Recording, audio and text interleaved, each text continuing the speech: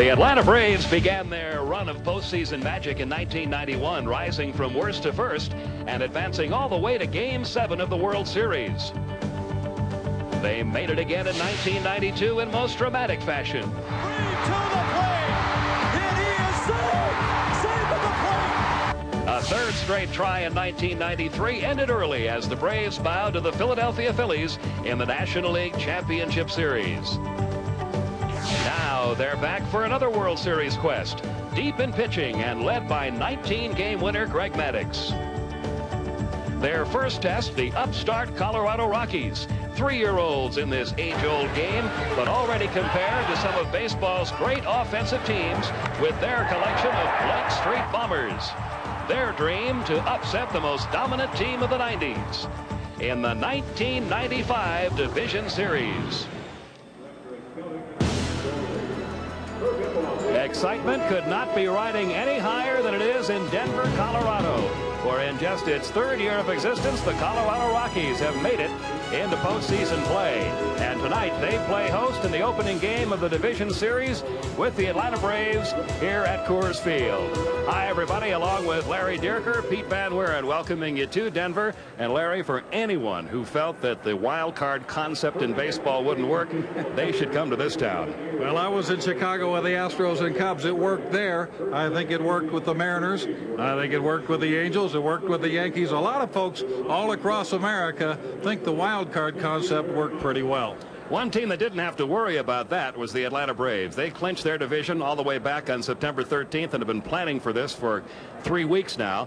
And again this year, the strength of the Atlanta Braves revolves around their pitching.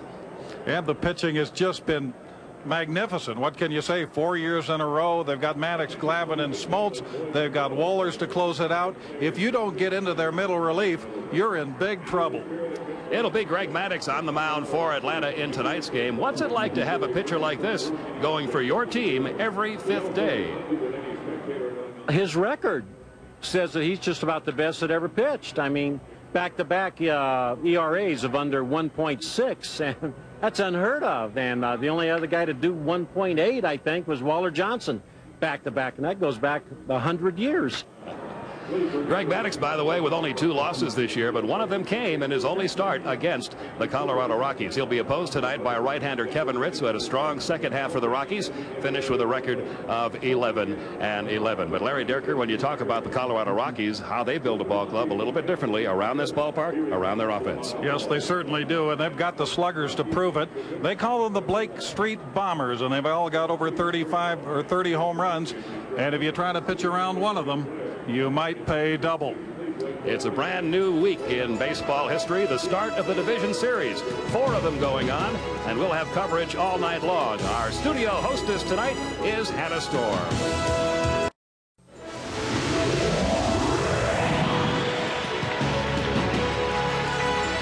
Game 1 of the best-of-5 Division Series between the Atlanta Braves and the Colorado Rockies about to begin here at Coors Field in Denver, Colorado. And the owners of both clubs are here. Ted Turner, along with wife Jane Fonda, attending the very first playoff game of the season for the Atlanta Braves. And behind the other dugout, Jerry McMorris, the owner of the Colorado Rockies, who has gotten his team into postseason play in just his 3rd year. Alongside him, Peter Coors. And now let's take a look at tonight's Budweiser Atlanta Braves starting lineup. The Braves had a pretty standard batting order all season long. That doesn't change. Grissom, Lemke, Jones, McGriff, Justice, Klesko, O'Brien, Blauser, and Greg Maddux. And they face right-hander Kevin Ritz. And Ritz, a sinker slider specialist. He throws the hard stuff. That's the stuff that works best in this ballpark. First pitch of the night to Marquise Grissom in the dirt, ball 1. Kevin Ritz, a record of 11-11 during the regular season, and may have earned this start against the Atlanta Braves, Larry, with an outstanding relief appearance against the Braves their last trip into Colorado when he worked 4 perfect innings in relief. He's a big, strong guy. He throws hard, up over 90 miles an hour most of the time. At times, he's got a very good, hard slider. Marquise Grissom takes a strike to count 2-1. Marquise hit .258 during the regular season with 12 home runs. He drove in 42. He's the Braves' leading base stealer with 29 on a team that doesn't have much other speed outside of him. Count goes to 3-1. Ritz may be a little nervous. His first postseason appearance, coming off a shaky start against the Dodgers, but prior to that his work had been very good in September. Now the 3-1 pitch to Marquise Grissom, popped foul. This will drop into the seats here at Coors Field, and the count full now, 3-2.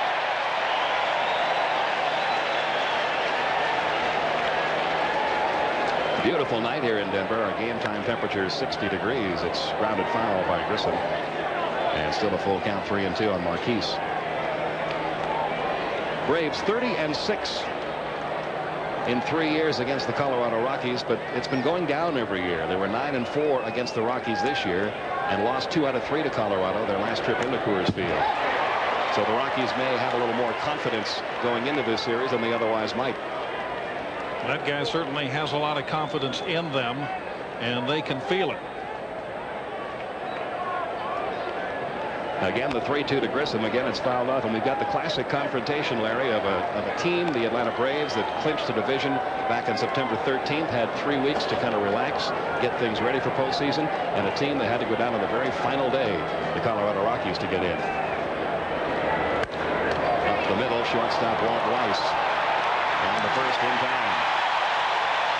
Weiss won't drop too many of them. He is a good shortstop, what they call a 2-out shortstop. The defense in general for the Rockies is better than a lot of people realize. They've got a little question mark at second with Eric Young. He's got a hamstring problem, and in left with Dante Bichette. He probably plays better in right field, but in right field, of course, they've got Larry Walker, and you're not going to move him from that spot. One away, Mark Lemke, the batter. He hit .253 with 5 homers, 38 RBIs, and his average rose a little over 30 points after he was moved from the number 8 spot on the batting order up to the number 2 spot on the batting order.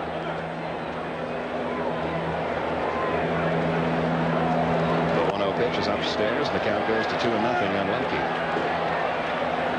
I think a pitcher will think about these first 2 batters as almost must-outs with the guys that come behind, especially a right-handed pitcher, having to go against Jones and McGriff and Justice and Klesko, for that matter, the next 4 guys.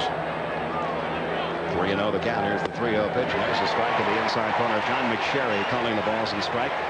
We work with 6 umpires in the division series, just as they do in the league championship series and the World Series. Here's the 3-1 on the way to Lemke, and it's lined into right field, and the Braves, Mr. October. This guy has a .340 postseason average in his career. He's aboard with the first hit of the night, a 1-out single into right field. And now Chipper Jones, the Braves rookie third baseman, who hit .265, 23 home runs. He drove in 86 runs. That was just one off the Atlanta record for a rookie. Earl Williams drove in 87 back in 1971. Did you say rookie? This guy doesn't look like a rookie to me. Now, he looks like a pretty polished player. He sure does. Kid in his first full major league season. Switch hitter, batting left-handed, and takes the first one low, ball 1. Braves have really done a nice job with their #1 picks. After the down years, they didn't miss on many, and that's one of the reasons they've had such good success these last 4 or 5 years. Lemke at first, 1 man out, just underway from Denver. Good fastball, and they count 1 ball, 1 strike on Chipper Jones. He was one of the few players in the Atlanta lineup that was not given much rest during those final 3 weeks after they clinched. Bobby Cox feeling it was important to keep him in kind of a groove. He had gotten into a pretty hot streak the last 3 weeks, and Bobby didn't want to cool him off. Here's the 1-1 on the way. Grounded foul off to the right. The count of ball and 2 strikes.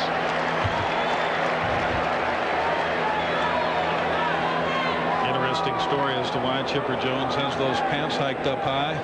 In tribute to his former teammate Steve Bedrosian, who retired as a player midway through the season. He used to wear his pants like that. Chipper was a great friend of his, and he decided to dedicate the rest of his season to Bedrock. I think that shows a lot of maturity, and probably the way he plays shows a lot of maturity, and it's why when you watch him, he doesn't seem like a rookie. Ritz ahead in the count, 1 ball, 2 strikes. Just missed, 2-2. A couple of interesting notes on these 2 teams. Only 3 Colorado Rockies have ever been to postseason play. Those 3, Walt Weiss, Ellis Burks, and Brett Saberhagen. And surprisingly, there are 9 Braves on the 25-man roster that have never been to postseason play. Chipper Jones among them. Marquise Grissom, who hit earlier. his first trip to postseason. That's fouled away, 1-2. Charlie O'Brien's never been to a postseason game, nor has Mike Devereaux, nor the rest of the rookies. Mike Mordecai, Pedro Borbon, Brad Klontz. But you would think on a team that had been to postseason 3 times since 1991, almost everybody would have postseason experience. That's not necessarily the case with Atlanta. Here's the 2-2. Grounded down the first base side. Galarraga has the out, down to second for the double play. The Cat starts the 3-6 double play. And the Braves fail to score in the top half of the first inning.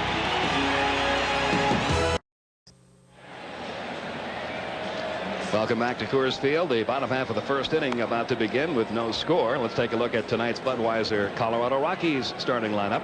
And like the Atlanta Braves, they've been able to pretty much go with a fixed batting order. Young, Girardi, Bichette, Walker, Galarraga, Burks, Castilla, Weiss, and batting ninth and pitching Kevin Ritz. And the man they're facing, one of the best you'll ever see. Larry. Greg Maddux, a consummate artist.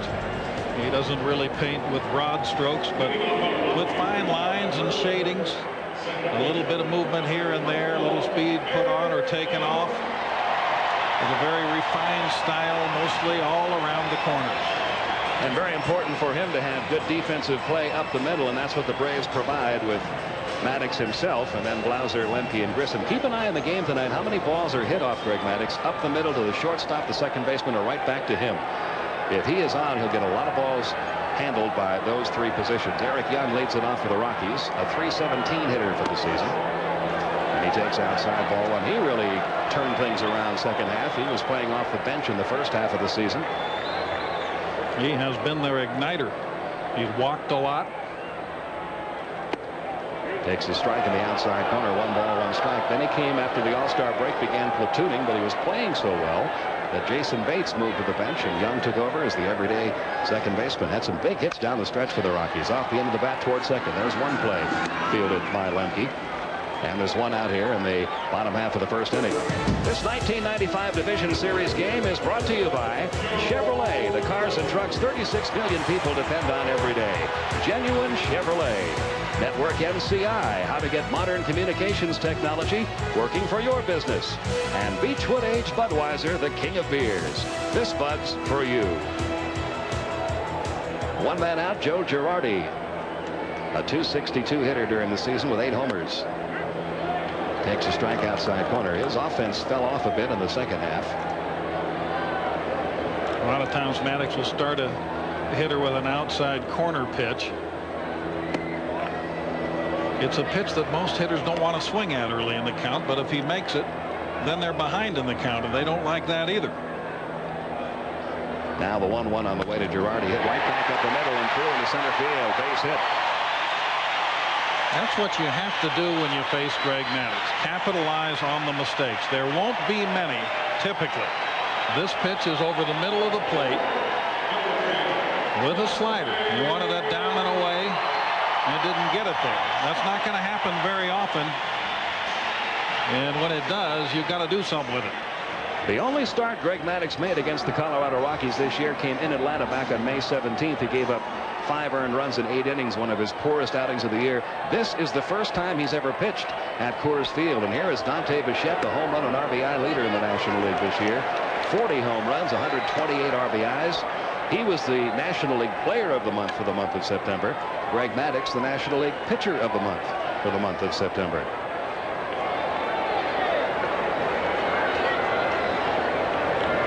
Here's the 1-0 pitch on the way, and it's popped up foul down the right side. And the count, 1 ball, 1 strike on Dante Bichette. You can argue either way on this. Except that when a player has a big year, you tend to give the nod to the guy that goes out there every day. I agree. I think the Cy Young Award for the pitchers is enough. I think an everyday player should win the most valuable player, and Bichette a strong contender for that this year. Another one fouled off to the right. They count 1 ball, 2 strikes. In this Colorado lineup tonight, all the power they have, Maddux has only allowed 1 home run. That came to Andres Galarraga. No one else in this Rockies lineup has ever homered in their careers off Maddux. And of course Galarraga's been up against him about 65 at bats, and so he had to work a little bit to get that 1 homer. Chase back to first is Girardi. But we will be checking as he goes along to see if the pitches of Greg Maddux move in the same way that they do at sea level. You don't feel they do in this ballpark quite as well? Well, for a lot of pitchers, they don't. Up and in on Bichette, 2 balls, 2 strikes. Well, that's not something he does very often, is it, Pete? Not too often. You see Bichette leaning out over, and he says, well, now lean back. Now that he's got him inside conscious, don't be surprised if he goes away with a changeup.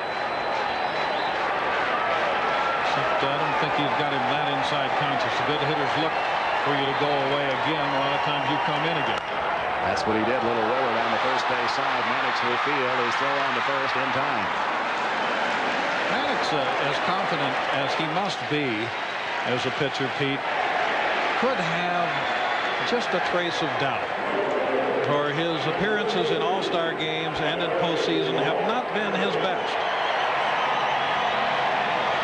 You see the fielding play. He has been an excellent fielder, and he makes a good sure-handed play on this one.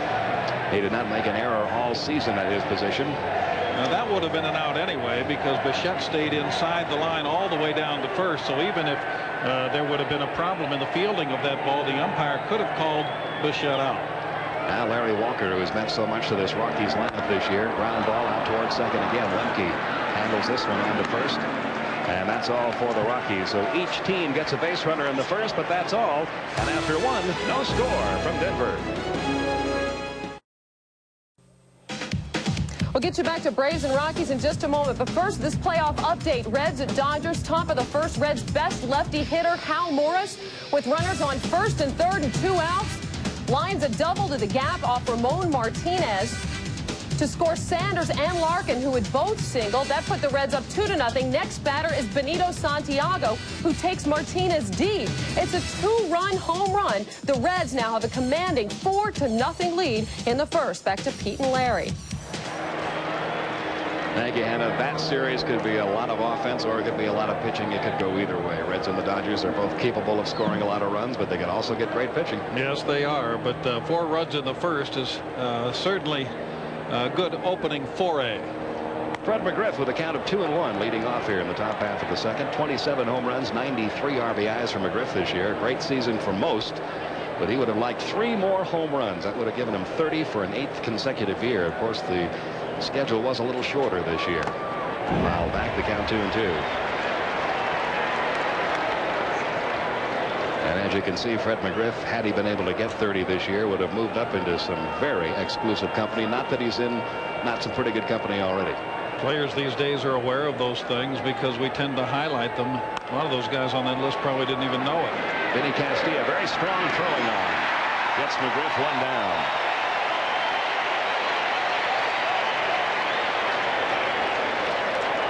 Maybe the surprise player of the year for this team, Larry. Especially the offense. I think they knew he could do this. He was a shortstop coming up through the minor league, so he's got more range than the average third baseman and more arm. One gone here, top of the second. Now David Justice, a .253 average, 24 home runs. Look at where Castilla is playing for Justice.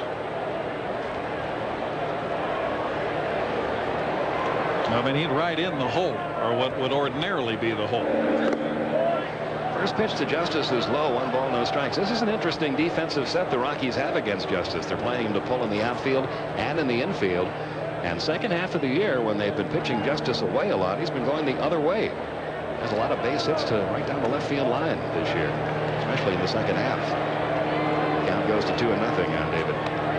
This has not been his best year offensively, but in the games I've watched him, he seems to be a better fielder, a better base runner, a more complete ball player.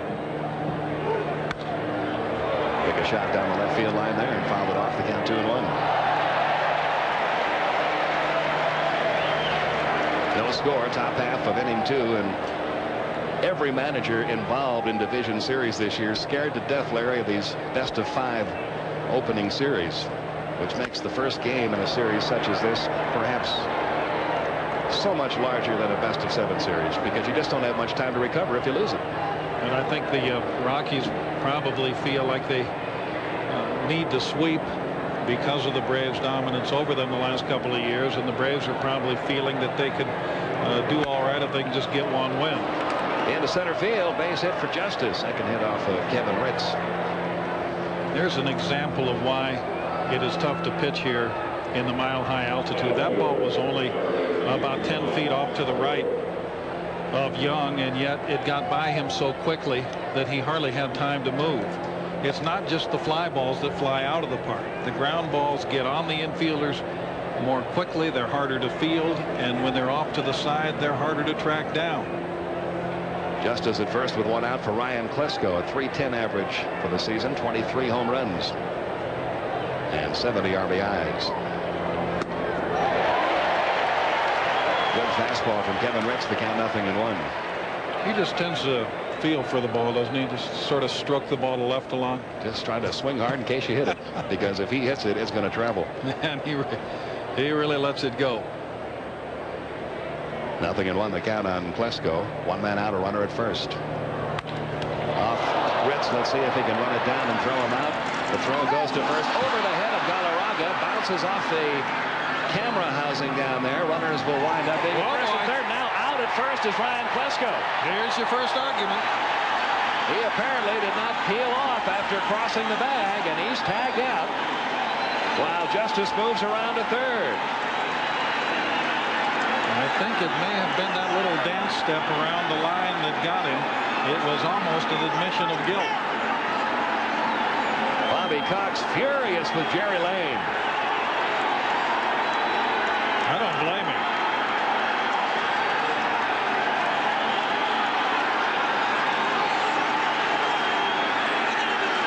And fireworks here in the top half of the second inning in game one.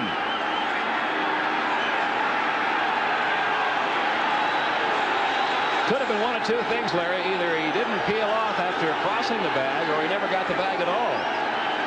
That would certainly change the outlook. We'll get another look at it. Ritz trying to field it. If he had it, he'd had a double play ball. Now this is a very difficult throw. He throws it away. And we'll see if he hits the base. Oh, he absolutely got the base. Now let's see if he turns for second. He turned, but he never went across the line. Well, he kicked up some line there, though. That's what Galarraga spotted. And Galarraga quick to put the tag on Klesko, and he's out. Bobby Cox. They're not going to get anywhere with this argument. And while all that was going on, Don Baylor and Larry Bernarth out to make sure Kevin Ritz is all right after being hit by that line drive. Here's another look. See if you see some foul line kicked up there as Klesko starts to make this turn. Right there. Not much. But Galarraga thought it was enough, and so did Jerry Lane. Have you ever seen that play called on that little movement? Not really. I've never seen the play called when the guy never went across the line. In fact, I've seen guys go across the line and pretty much run straight, but in fair territory, turn around and walk back, get tagged, and never be called out. He never even got into fair territory. If you're scoring that, they charged an error to Ritz on the throw. Galarraga gets the put out. Justice winds up at third. Here's Charlie O'Brien. In his first postseason game, O'Brien, a .227 hitter during the year with 9 home runs. He always catches Greg Maddux. He always catches Steve Avery. Outside corner. 1 ball, 1 strike. Give credit to Andres Galarraga down at first base for even thinking of that. A lot of first basemen wouldn't have the wherewithal to even think they had a chance of getting it out there. We think of Galarraga primarily as a hitter, but he didn't get the nickname Cat for his hitting. No, it's for his glove. He's an outstanding defensive first baseman.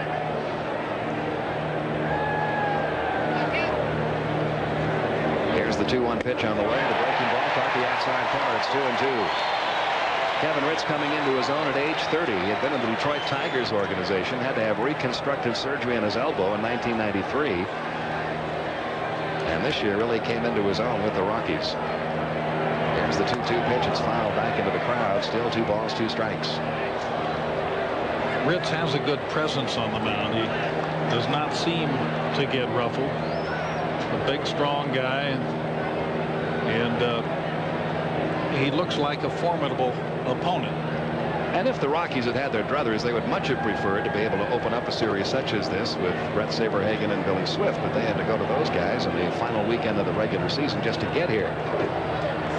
I think it's interesting that they went after Billy Swift in the offseason and after Saberhagen this year, because those two guys throw the kind of pitches that seem to work best at this altitude, and that is the sinking type fastball with high velocity and the short, hard breaking pitch. Rockies are basically opening up this series here in Denver with Ritz on the mound tonight, and they're basically going with bullpen people. Lance Painter will start the game tomorrow night. Ground ball hit toward third. Castillo has this one, and Ritz is out of the inning thanks to a heads-up play by Andres Galarraga.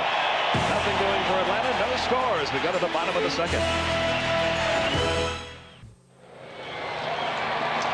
The beautiful Rocky Mountains looming in the background. We come back inside Coors Field. Bottom half of the second inning about to begin. No score, and Andres Galarraga will lead things off here. 280. Another of their 30 home run players with 31. He drove in 101. Rockies became the only other team outside of the 1977 Los Angeles Dodgers to have 4 players with 30 or more homers. And the pitch to Galarraga is a little bit low. Ball 1. And here's the play that Andres Galarraga got the out call on once again. And right there, you see a little bit of dust kicked up. And boy, that was close. There was certainly intent to go to second. Not much of a move, though.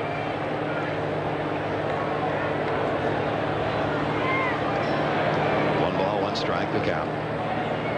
Maddux with the 1-1. On the ground, sharply toward short, knocked down by Blauser.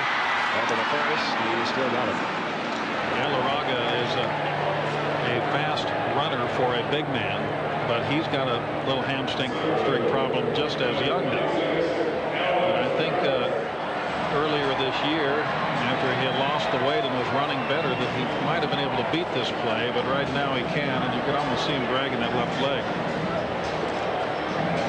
One out here in the bottom of the second. Now Ellis Burks, a .266 hitter during the season, but against Atlanta, a .436 hitter this year. You could also see on that play by Blauser how quickly the ground ball gets on you.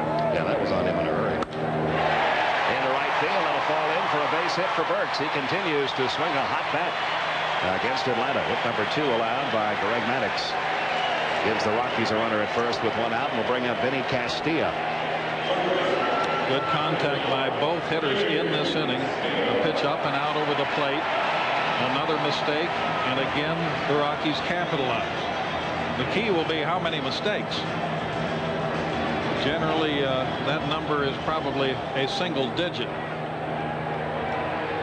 Vinny Castilla had a fine year. He had .309, 32 home runs. That was the big surprise out of Castilla. 90 RBIs. You know you've got some thunder in your lineup when your number 7 hitter put together a year like he has.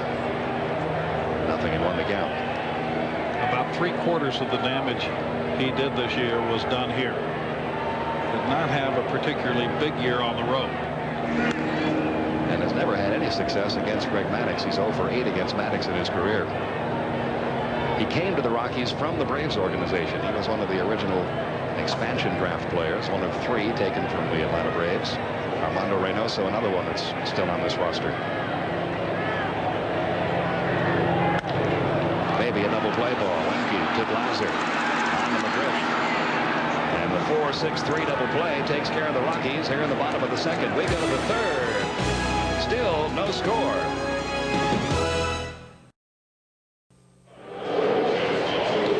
We go to the top half of the third inning. Still no score here in Colorado. Jeff Blauser, Greg Maddux, and Marquise Grissom due up against Kevin Ritz. Blauser coming off his poorest offensive year in Atlanta. Hit just .211 for the year and struck out 107 times in 431 at bats. That's the pitch that's been giving Jeff Blauser the problems. Yeah, the scouts have been working overtime this last month. Jeff Blauser went to Clarence Jones, the hitting coach of the Atlanta Braves, the last week of the season, and told Clarence that he's having trouble recognizing pitches away, whether they are strikes or not. The last 3 days of the regular season, he took extra batting practice every day and they did nothing but throw pitches outside part of the plate or outside the plate and tell him whether he was looking at a strike or a ball. Here's the 1-2 on the way to Blauser. A little low, 2-2. Those scouts probably didn't have to see that workout to know that he was having problems out there. I know your ball club had to see a lot of scouts in September. On the ground toward second, Eric Young fields. On the first in time, Blauser retired, and Kevin Ritz gets the first out. Here in the top of the third, Reds with that big 4-run first, off to a big start. No score yet in New York. And rain holding up proceedings in Cleveland. Now the pitcher, Greg Maddux, a 153 average during the season.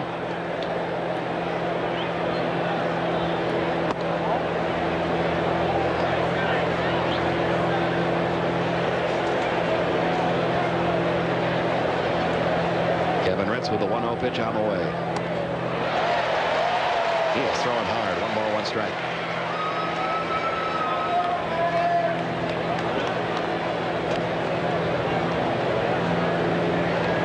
Trying to keep the ball on the ground here, and so far in this game they have been successful. Every out recorded has been on the ground ball. Count goes to 2-1. Pretty good pitch, and he didn't get the call. You say, hey, he's the pitcher. Now the 2-1 delivery to Maddux. Back to Kevin Ritz, and quickly 2 are down here in the top of the third.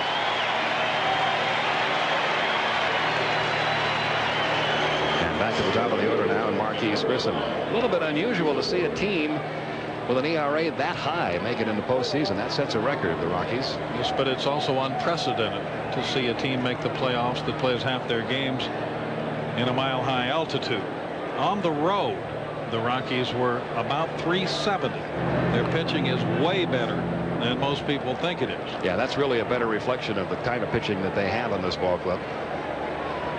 Because here at home, and a lot of 10-9 ball games. The road earned run average of this ball club is second only to the Braves. Well, that tells you something right there. Grissom grounded out to short. There's the first fly ball, deep center field. Ellis Burks back to the warning track, and this ball's gone. Home run, Marquise Grissom to dead center field. And the Atlanta Braves strike first to take a 1-0 lead. And that is why you try to keep the ball down in this ballpark. The Grissom has unusual power for a leadoff man, but he's typically not the kind of player that will hit a center field home run. And that's 415 feet to straightaway center here. This is a bigger ballpark. And it didn't scrape the back of the fence either. It went way out.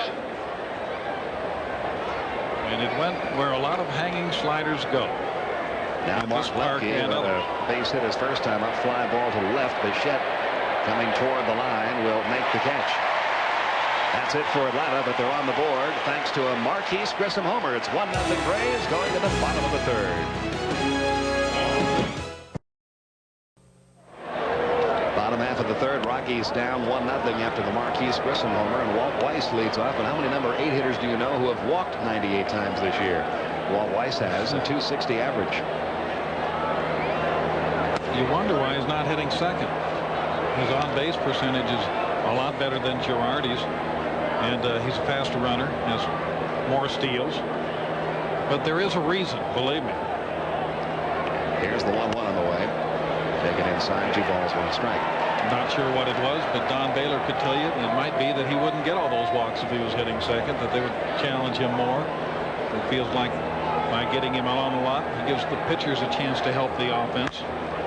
Little tap that Maddux bobbles momentarily, but recovers and underhands it to first in time for out number 1. Tonight on a special edition of Dateline, Jane Pauley and Stone Phillips take you through a day of extraordinary emotion in the O.J. Simpson courtroom. It's the end of the trial of the century on a special edition of Dateline tonight following your late local news. Don't miss it. Now the pitcher Kevin Ritz had a pretty good year at the plate. Had a 188 batting average. Takes the first one from Maddux. Low, ball 1. He's big enough to wield that timber, isn't he? 6'4", about 210. Low again, the count 2-0.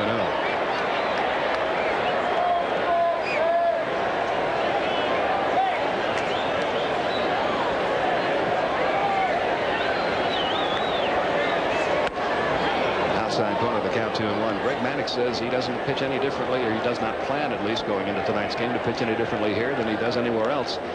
And he credits his early experiences at Wrigley Field for that. Pitching that ballpark with the wind blowing out some days, it could be just like pitching here. Pitching coach Leo Mazzoni. What a job he's done. How many starts have the Big Four missed in the last few years? One. And that's remarkable. That is absolutely remarkable. Would have been a few more had we played a full season last year, because John Smoltz went down with elbow surgery. Lemke charging and on to first, just in time to get Ritz 2 men down. And back to the top of the order, and Eric Young. Young grounded out to second, his first time up. Still no score in New York, the Mariners and the Yankees, and they're underway now in Cleveland. The rain has stopped.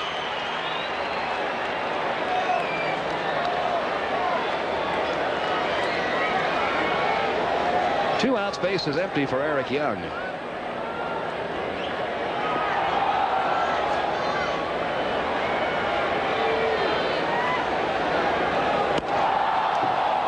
One ball, no strikes.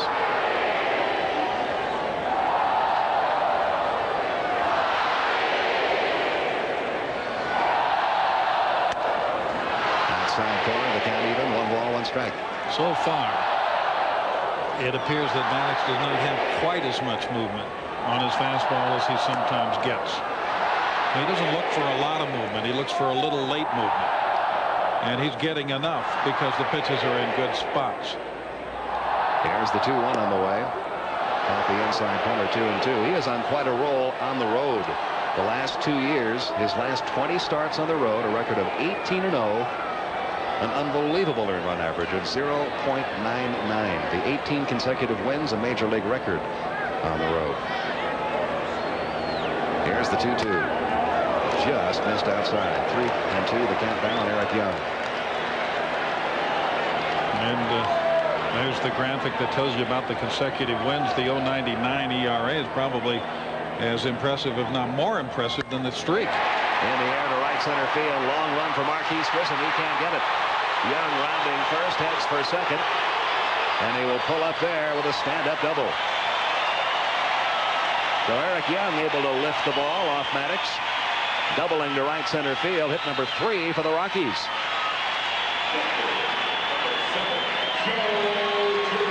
Each hit has been a hanging breaking ball, Pete.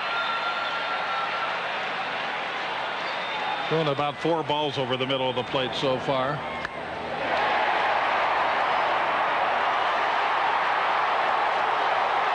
Doesn't look like a guy with a pulled hamstring, does he?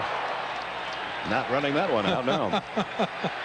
Joe Girardi had a base hit in the first inning. 2 men out, runner at second. Fouls the first one off to the right, 0-1. For Maddux, the reputation, I think, is probably a small part of his success. The hitters expect him to make corner pitches, and so they swing at corner pitches. But when you're taught to hit, you're taught to look for your own pitch. Don't swing at the pitcher's pitch.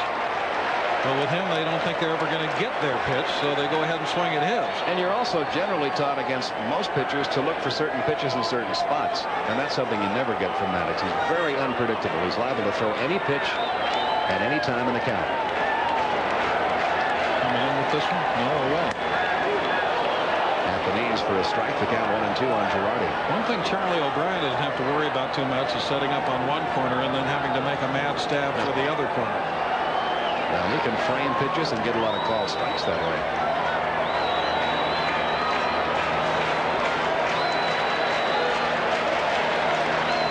Here's the 1-2 on the way, and Girardi fouls this one off. Still a ball and 2 strikes on Girardi as Greg Maddux heads toward a 4th straight Cy Young Award. Look at the company he is in. That's pretty good company. Those are some of the legends of this game in the last century. Here's the 1-2. I noticed when I first looked at that list, it's just about all of them have nicknames, and I don't know if Maddux has got one. You have the Big Train, Old Pete. Sandy Koufax didn't. But then you have the Big Six and Hoot. And Maddux is not the kind of guy that really... Very unpretentious superstar. Right, it would be hard to think of a nickname. He doesn't want all kinds of attention and accolades. He just enjoys pitching. Now Charlie O'Brien and Maddux will get together on... He is a very charismatic figure, but not because of his personality, because of his success, and also because he does it without throwing 95 miles an hour. So it's almost as if he has a mystical control of the batter, a Zen archery type of thing. The only thing even resembling a nickname that I've heard in regards to Greg Maddux about the last month or so, several places that the Braves traveled, he was referred to as the professor of pitching. Maybe that'll stick. It's full now, 3-2 on Girardi. 2 men out. Eric Young down at second. Rockies need a 2-out hit here to tie this ball game up. If Girardi reaches, the RBI king of the National League, Dante Bichette, waits on deck. Maddux has been out with a lot of pitches in this inning, and he's thrown a lot of pitches in this inning. To the right side, McGriff flags it down. Maddux covering it first. And that is all for Colorado. It is still 1-0. Atlanta will return with the 1995 Division Series, the Braves and the Rockies, after this from your local station.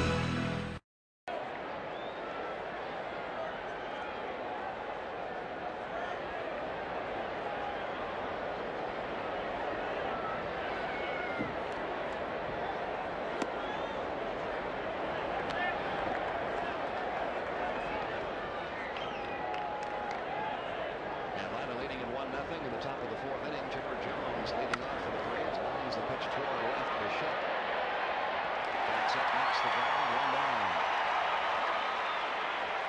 This 1995 Division Series game is brought to you by Buick and your local dealers. The new symbol for quality in America. Beechwood Age Budweiser, the king of beers. This Bud's for you. And the makers of Advil.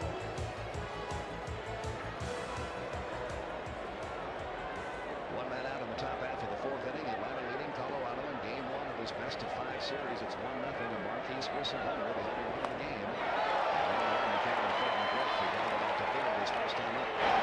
Has he seemed a little more aggressive to you this year? He has been, especially in the second half of the year.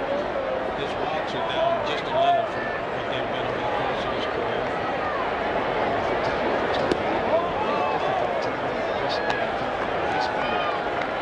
Believes that his job is to drive the ball, hit home runs, drive the runs, and really enforce some of the techniques on his swing. His motion is too long to go.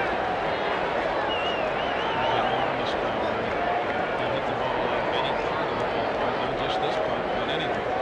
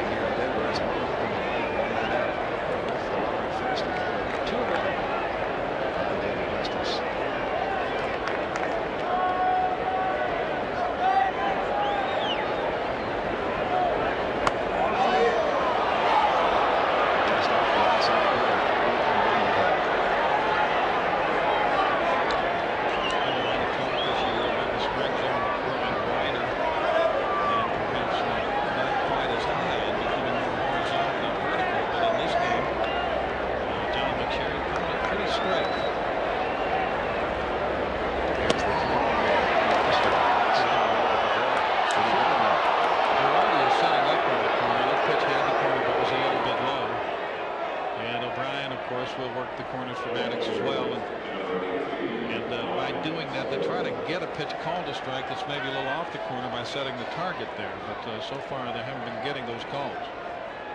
That is the first walk of the game issued by either pitcher. And it brings up Ryan Klesko. They changed the scoring on that ball that Klesko hit. They gave him an infield hit and then charged the error to the pitcher, Kevin Ritz, allowing Justice to get over to third. So Klesko is 1 for 1 on the night. First and second, one out. And the pitch is up and down. Klesko apparently making a move towards second base. At least that was Galarraga, and Jerry Lane thought so. So Galarraga giving credit for the putout.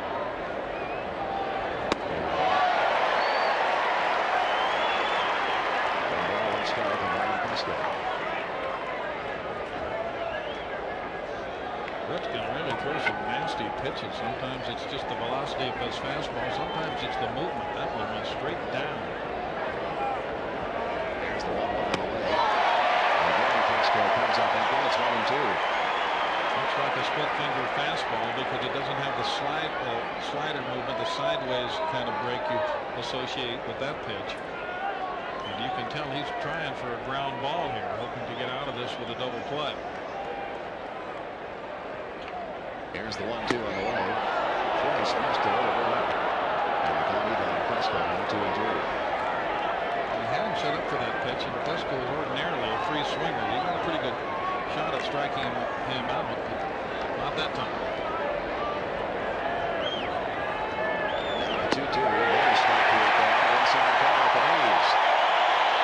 Kevin Ritz records his first strikeout of the game. He comes at a big time. Runners first and second now with 2 men out. Klesko didn't like this one too much. Let's see the setup for Girardi and the location of the pitch. It's borderline. Might have been inside, but you cannot take that pitch with 2 strikes in the count and hope for the call. 2 men out. Charlie O'Brien, the batter. He grounded out to third. His first time up. And he grounds this one foul on the left field line. As you mentioned, we worked with 6 umpires in this series. John McSherry, the home plate umpire. Jerry Lane at first has already had a controversial call. Joe West at second. Tony Tate at third. And the foul line umpires tonight: Harry Wendelstedt in left, Charlie Relaford in right.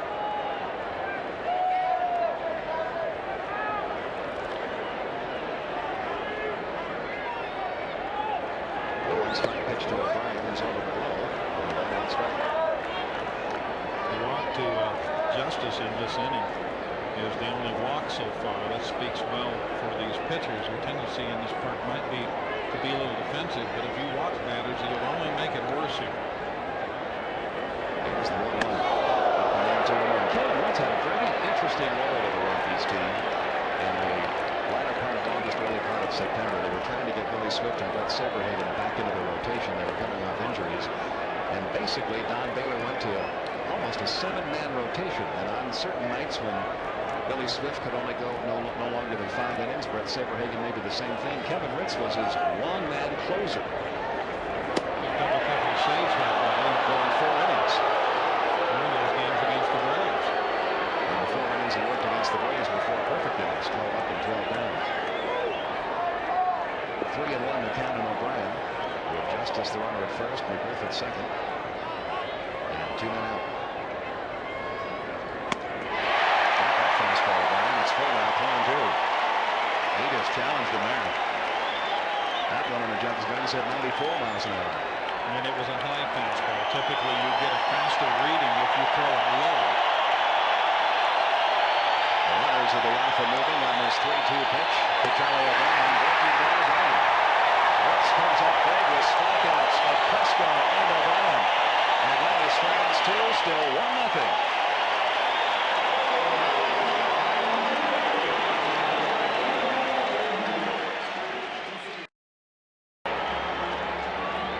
Braves, bottom half of the 4th inning. Dante Bichette leads it off against Greg Maddux. Here's his comment on Greg.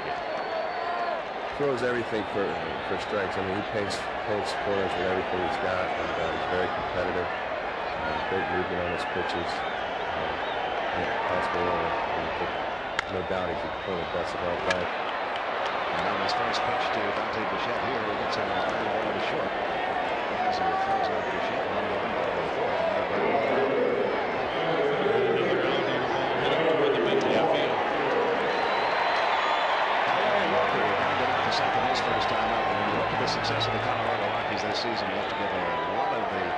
to this guy.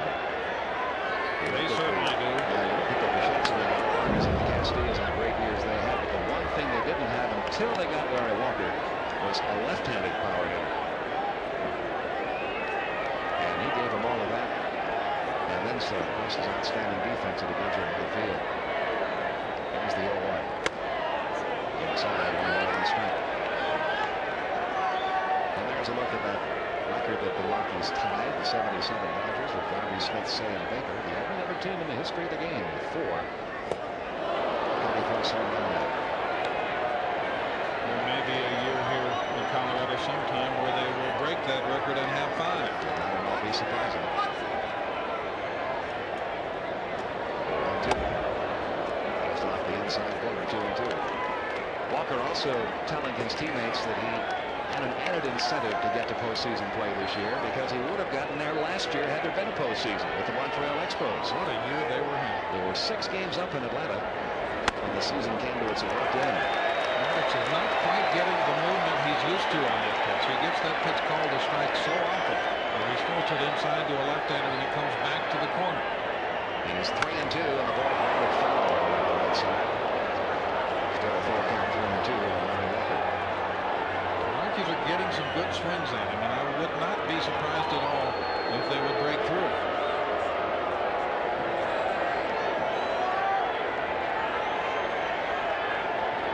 Again, the 3-2 on the way to Walker. Just missed. That's the first walk of the game issued by Maddux. And only the 24th all year. A lot of guys do that in a month. Very true. What is that, 24 walks now in 214 innings?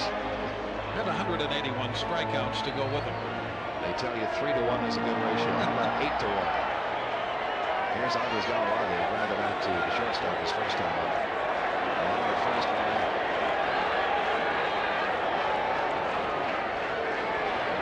In the air, deep right center field. Marquise Grissom is not going to get this one. Off the top of the wall.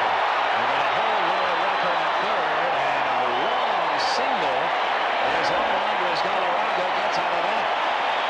But he had really hurt it. He is not a slow runner when he's healthy. Another pitch that was up a little bit. He's just not quite getting the movement he's accustomed to.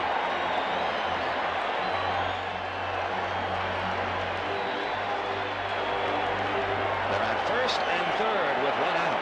And Ellis Burks, who has been the toughest Colorado hitter against Atlanta all year, and had a base hit his first time up in this one. There's the batter here. First and third, 1 down. In the air, right center field. Justice. In under it. He's got it. Walker's going to try.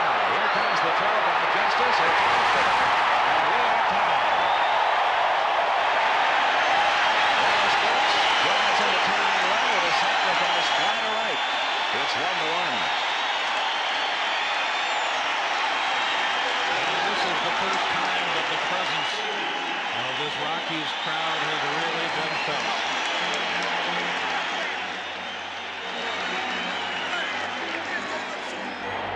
This ball was not hit that deep, Larry. No, and at normal altitude there may have been a play on Walker, but Walker runs really well. And the throw was a little bit off. Now Vinny Castilla hit into a 4-6-3 double play his first time up. Galarraga at first with 2 men out, and the game tied 1-1.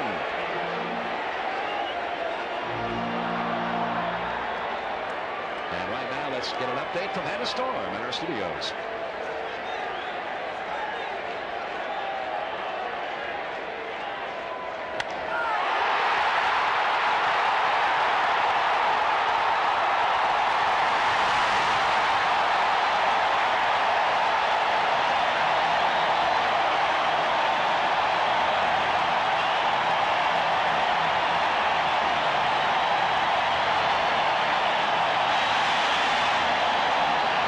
Check out the noise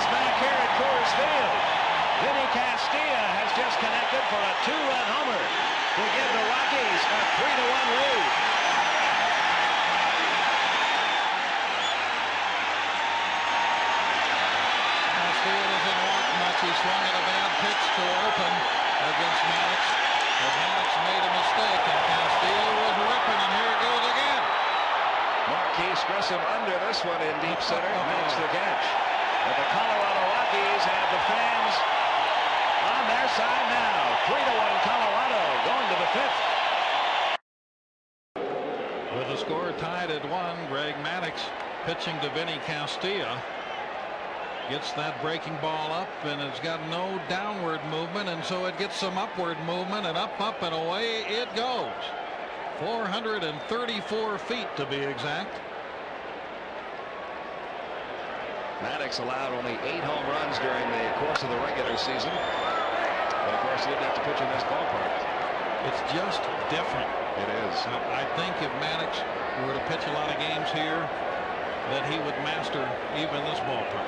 But I think being his first time here, that it's different for him. It just is. That is a foul ball off the bat of Jeff Glanzer in the count 0-2. And that's a distinct advantage the Rockies have over every team that comes in here. I believe that the difference in playing here and the differences in all the other ballparks, perhaps in history, Baker, Ball, any place you might want to name, is greater. A greater hitter's advantage than any pitcher's park, any other hitter's park you could think of.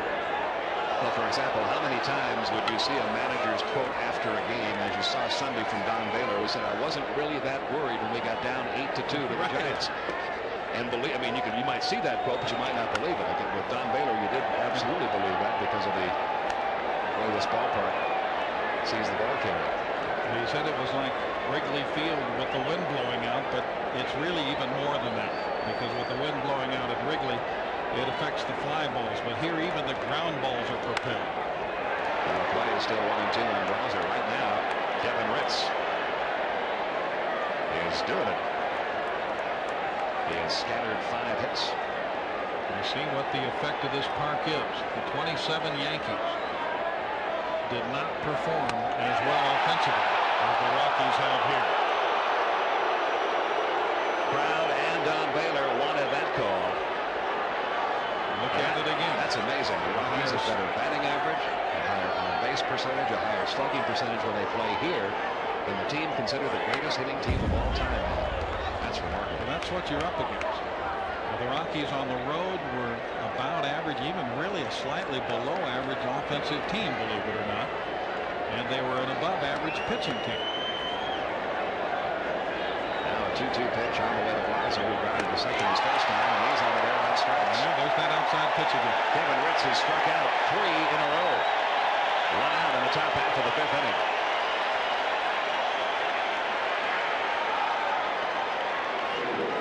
This Thursday is a travel day in the division series, so check out the most watched night on television.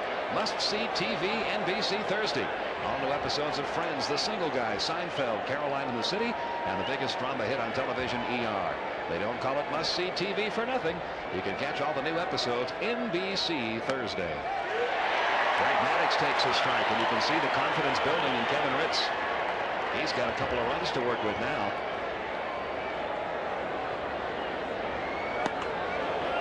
Just missed. 1 ball, 1 strike. And of course, Kevin Ritz has pitched here a lot this year. He's got an idea what his pitches will do here. There's the 1-1. Off of the plate by Maddux, 1-2. Maddux thrown out, pitcher to first, his first time up.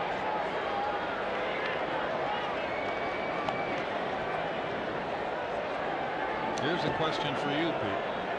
If the game would continue this way, let's say Maddux comes up again, and maybe it's the 6th or 7th inning. He's been saving himself for the postseason. He starts leading up. Would they take him out early so that he would be stronger in Atlanta? Or do they try to get him to the closer? I think they try to get him to the closer. If it's still a 3-1 ball game. Ground ball sharply hit off Castillo, right over to Weiss on the first. 5-6-3 with a pinball action there. For out number 2. Interesting that you should use that term.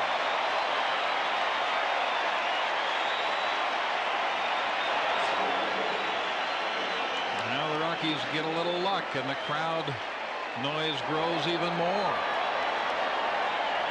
as they feel it. Vinny Castilla examining his glove hand. as that ball caught him right on the heel of the hand. It was hit hard. And he saw it. It gets you here in a hurry in the infield. It really does. When Reds general manager Jim Bowden came here for a series, upon leaving, he said, "This place is like a pinball machine."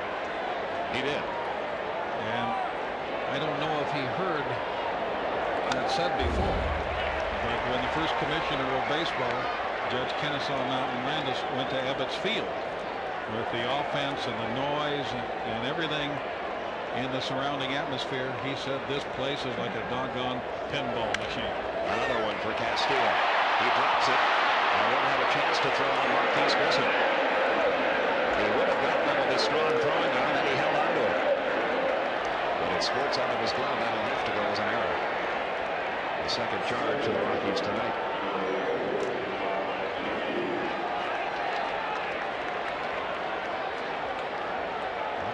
It wasn't the injury to the glove hand that caused him to make this error. It was the transfer. Grissom at first with 2 outs. Mark Lemke, the batter. He is single and fly to left. We're in the top half of the 5th inning. Colorado on top 3-1. Have to keep an eye on Castillo when he goes back into the dugout, because just looking into his facial expression, there seems to be perhaps a little pain there.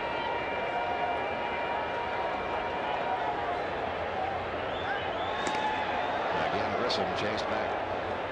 Marquise finished the year with 29 stolen bases, most of them coming in the second half of the year. He's bothered by a heel injury the first half of the season.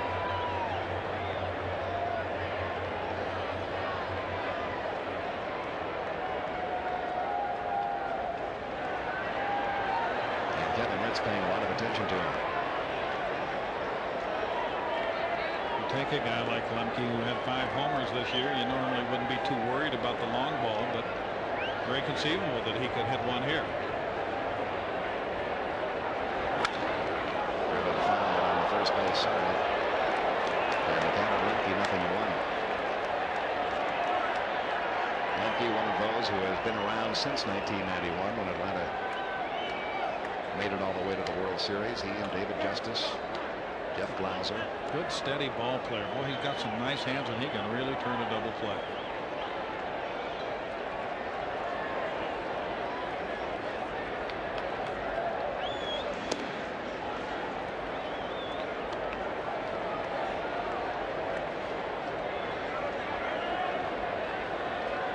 I think the biggest week for the Colorado Rockies was the week that they swept the Cincinnati Reds, then took 2 out of 3 from Atlanta, and realized, hey, we can play with anybody, especially in this ballpark.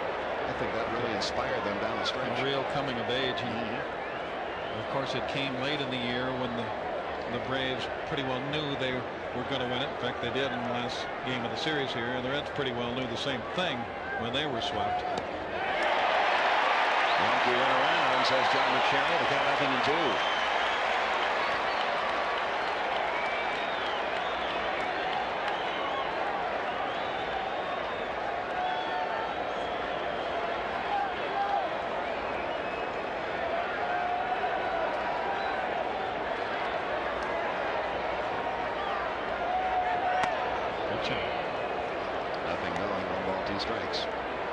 Grissom ran a little more in the second half. You've got to be concerned about that. He had a sore heel in the first half of the season, didn't run much. And really the only speed on the Atlanta ball club. The Braves as a team stole only 73 bases all year. Grissom had 29 of them. He's going in the 1-2 pitch. Strike 3 count. Lemke caught looking. 4th strikeout for Kevin Ritz. He's gotten the ball in the last 2 innings. And the Rockies leading it 3-1.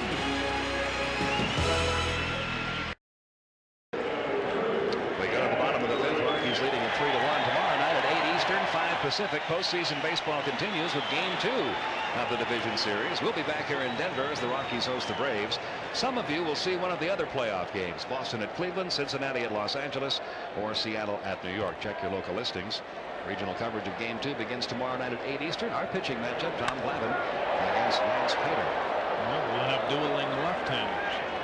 They'll both be trying to paint the outside corner. Interesting choice by Don Baylor. He's going to go to what he calls Johnny Holstaff tomorrow night. He's got 12 pitchers he's carrying on this 25-man playoff roster. 1 ball, 1 strike on Kevin Ritz, leading off the bottom half of the 5th inning. Time for another division series update. Here's Hannah.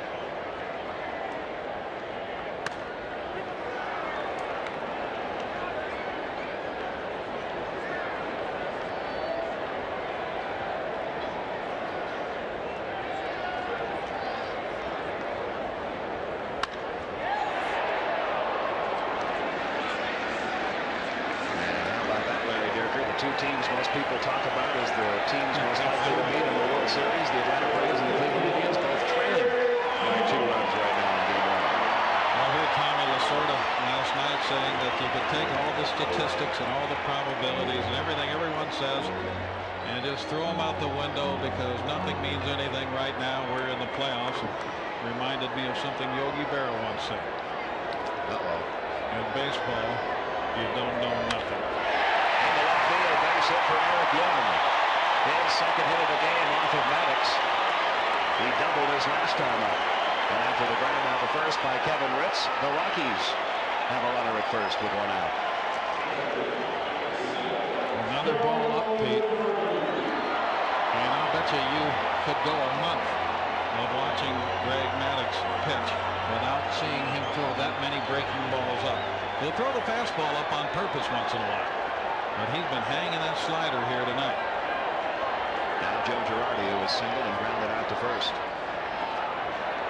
And with Eric Young, the runner at first, Greg Maddux trailing by 2 runs, going to pay a little more attention.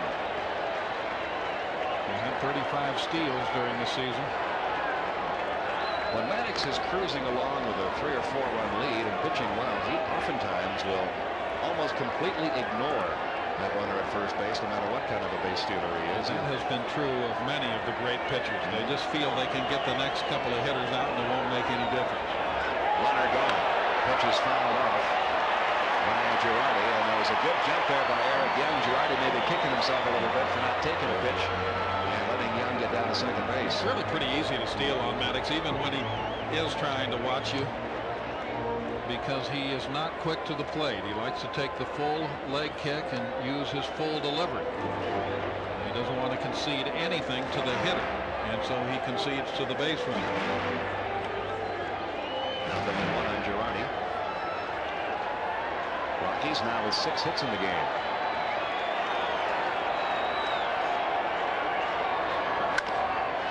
Up toward short. Blauser flips to Lemke in time there. On to first. In time there. Nicely done by Blauser and Lemke, and that's all for the Rockies in the 5th. Still 3-1 Colorado.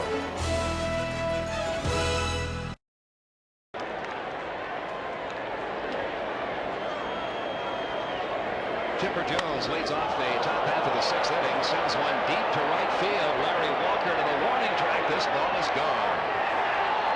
Home run for Chipper Jones to lead off the top half of the 6th inning, and that makes it a 3-2 Colorado lead.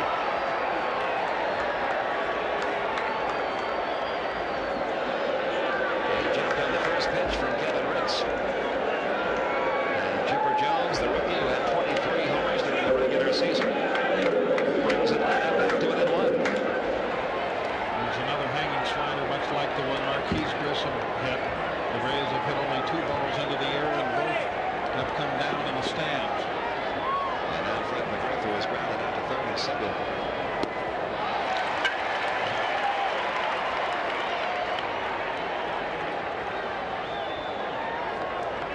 Kid's been a big game player, hasn't he?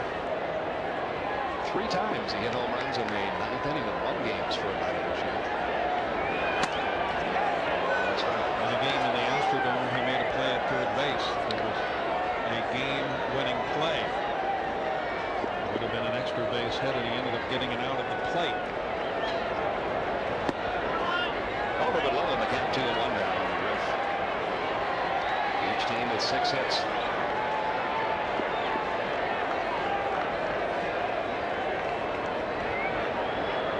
Now the 2-1 delivery in the air down the left field line. Long run for Dante Bichette toward that wall on the warning track. He makes the play.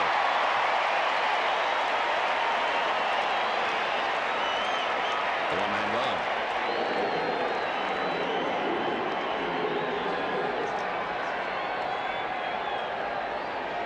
bring up David Justice, who has singled and walked.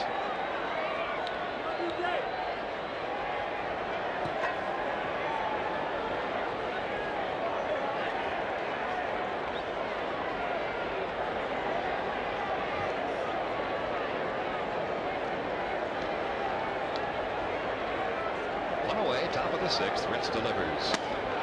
Same ball for a called strike all in. He has given Don Baylor everything Don Baylor can ask for tonight. His strategy when he gets to a pitcher like a Kevin Ritz is get him into the beyond the 5th or 6th inning. Then I'll turn him over to that strong bullpen of mine. He does have a strong bullpen out there. He has a quartet of relief pitchers: Kurt Lestanek, Marion Holmes, Steve Reed, and Bruce Ruffin, who combined this year for a record of 17-7 and 38 saves. And that's Steve Reed up in the Rockies bullpen right now. The Rockies bullpen has been such a big part of their team, but has also been overused to a certain extent through September as they've battled to either beat the Dodgers or get the wild card. And Larry Bernard, the pitching coach, and Don Baylor have had to call on those guys a little bit more than they would have liked. Here's the 2-1. Down low 3. And I think it was especially important tonight for Don Baylor and Larry Bernard to have a good outing from Kevin Ritz, because if they'd had to go to their bullpen tonight in the 3rd or 4th inning, they've already said that tomorrow night's plan is to get maybe 5 good innings out of Lance Painter, who normally pitches out of the bullpen, and then turn it over to the rest. You've got a pretty weary pitching staff going into game 3. The format of the playoffs with the off day in between favors the Rockies because their pitching staff is not as deep in starting pitchers. Justice may have chased ball 4 there. The count now 3-2. 1 man out. Rockies leading it 3-2. Just missed inside. Second walk of the night issued by Ritz. Both times it's been Justice. And the batter will be Ryan Klesko. When an infield hit in the 2nd inning was called out on strikes in the 4th.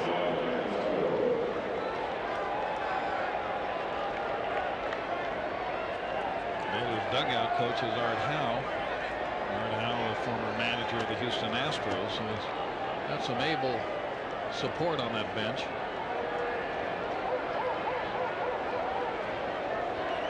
Here's Klesko. 1 man out, a runner at first. Atlanta trailing by 1 run. Up the middle and into center field. Base hit for Ryan Klesko. Justice takes the turn at second. Now will go on to third as Ellis Burks overruns the ball in center field. So the Rockies another defensive misplay. It'll be a base hit for Ryan Klesko and an error charged to Ellis Burks, enabling Justice to move over to third. Now, this is not because the ball got on him so quickly. This is what you might call an unforced error. No reason for it. Had plenty of time to get down on the ball and play it straight in front of him. There was going to be no advance by Justice. So now the runners are at first and third.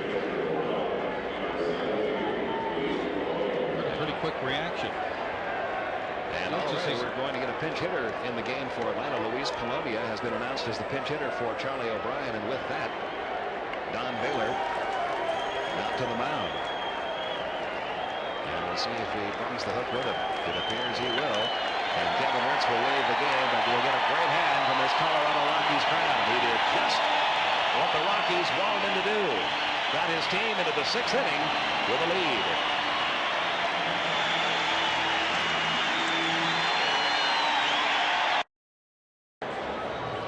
Rockies still lead at 3-2. Kevin Ritz, 5 in the 3rd innings, allowed 6 hits. The runners at first and third belong to him. He walked 2. He struck out 4. A good outing for Kevin Ritz. Well, he looks mildly disappointed, but when you go against this Braves team with all their power, and you go that deep in this park, and there's still only 2 runs on the board, you've done a fine job.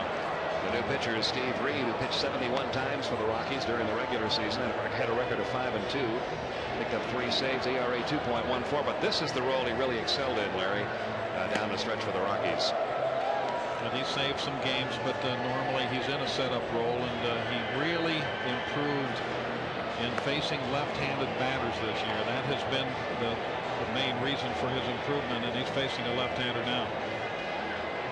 A reminder, on Sunday, NBC Sports presents another exciting NFL doubleheader starting at 12:30 Eastern with the NFL on NBC. Future Hall of Fame quarterback Joe Montana and Super Bowl champion coach Mike Ditka join hosts Greg Gumbel and Ahmad Rashad as they preview Week 6 action.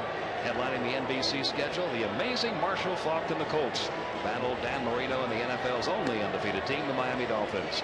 Also, the Browns battle Detroit, or Seattle faces Oakland, or other regional action. Check your local listings for the games in your area. Beautiful night in Denver at one of the most picturesque ballparks in the world, Coors Field. Sold out tonight, as they normally are, regular season or postseason. And now it'll be Steve Reed facing Luis Polonia. Polonia, a .264 hitter, after the Braves acquired him from the Yankees in an effort to strengthen their bench. Late deals in August for Polonia and Mike Devereaux. He's got a lot of speed. He's kind of a slasher as a hitter. He's liable to hit the ball in any direction.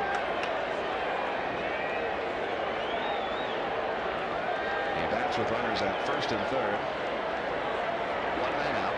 And the Rockies leading it by 1 on ball no strikes.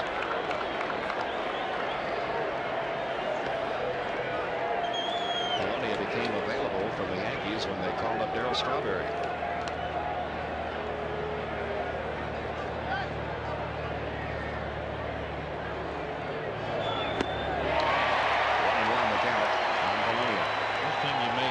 There's been a couple of attempted steals in this game. There's been one hit and run play, and that's it.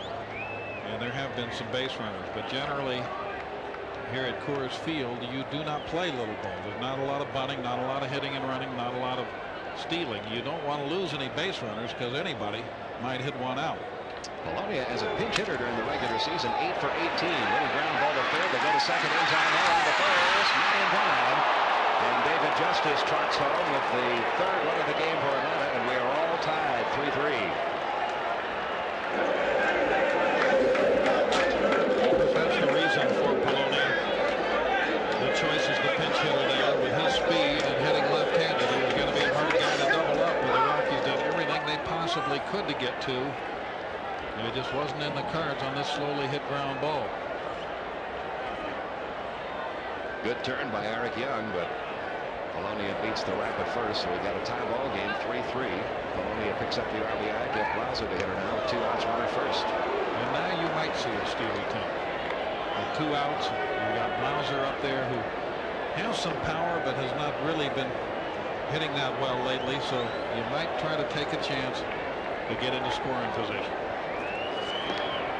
Again, Polonia chased back to first. A reminder tonight on a special edition of Dateline, Jane Pauley and Stone Phillips take you through a day of extraordinary emotion in the O.J. Simpson courtroom. It's the end of the trial of the century.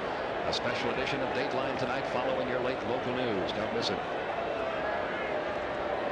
And again to first, again Polonia back. Rockies think he might run. The other reason you might run is if you're caught. Then you lead off the next inning with your 8-hitter.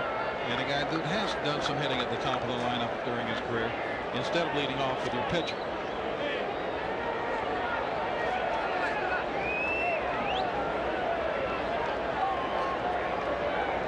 Two men gone, runner first, 3-3 game, top of the 6th. Tapping in the count, Blauser. There's that pitch again.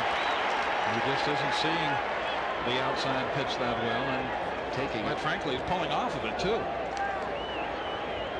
Taking it as he has been for much of the season for strikes. 0-1 the count. Again the first. And again Polonia back. During the early part of this season when Jeff Bagwell was in a tremendous slump, he was pulling off everything. And he knew it, but he couldn't feel it.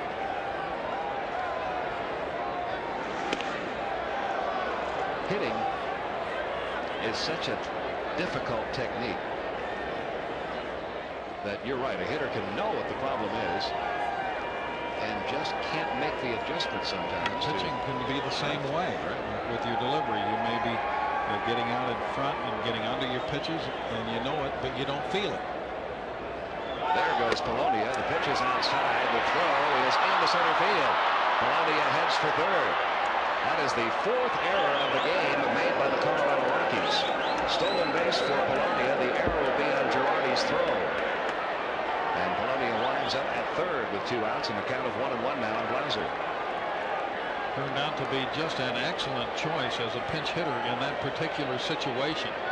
His speed avoided a double play. His speed has gotten a couple of extra bases.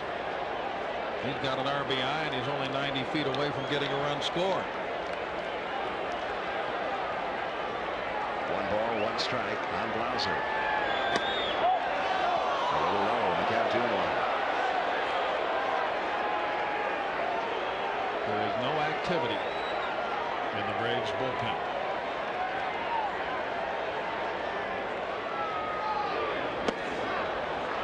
It's 3-1 now on Blauser, and behind in the count 3-1. It would not be surprising at all to see Reed just go ahead and walk Blauser and take his chances with Greg Maddux.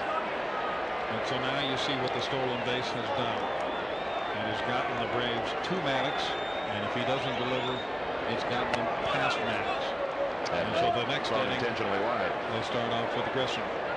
So everything that has happened since Polonia came up to pinch hit has worked in favor of the move that Bobby Cox made with him. Maddux tonight is 0 for 2 at the plate. He has grounded out twice. And when you look at what happened, the only thing that happened was a slow ground ball on the infield. Right. 1st and 3rd, 2 outs. Maddux takes a strike and a one. 3 runs, 7 hits for the Braves. 3 runs, 6 hits, and 4 errors for the Rockies. 2 of them coming in this inning. Outside corner 0-2 on Greg Maddux. Maddux has been a pretty good hitter at times in the past. In recent years, he has not hit quite so well. Still, it wouldn't surprise me if he got a hit.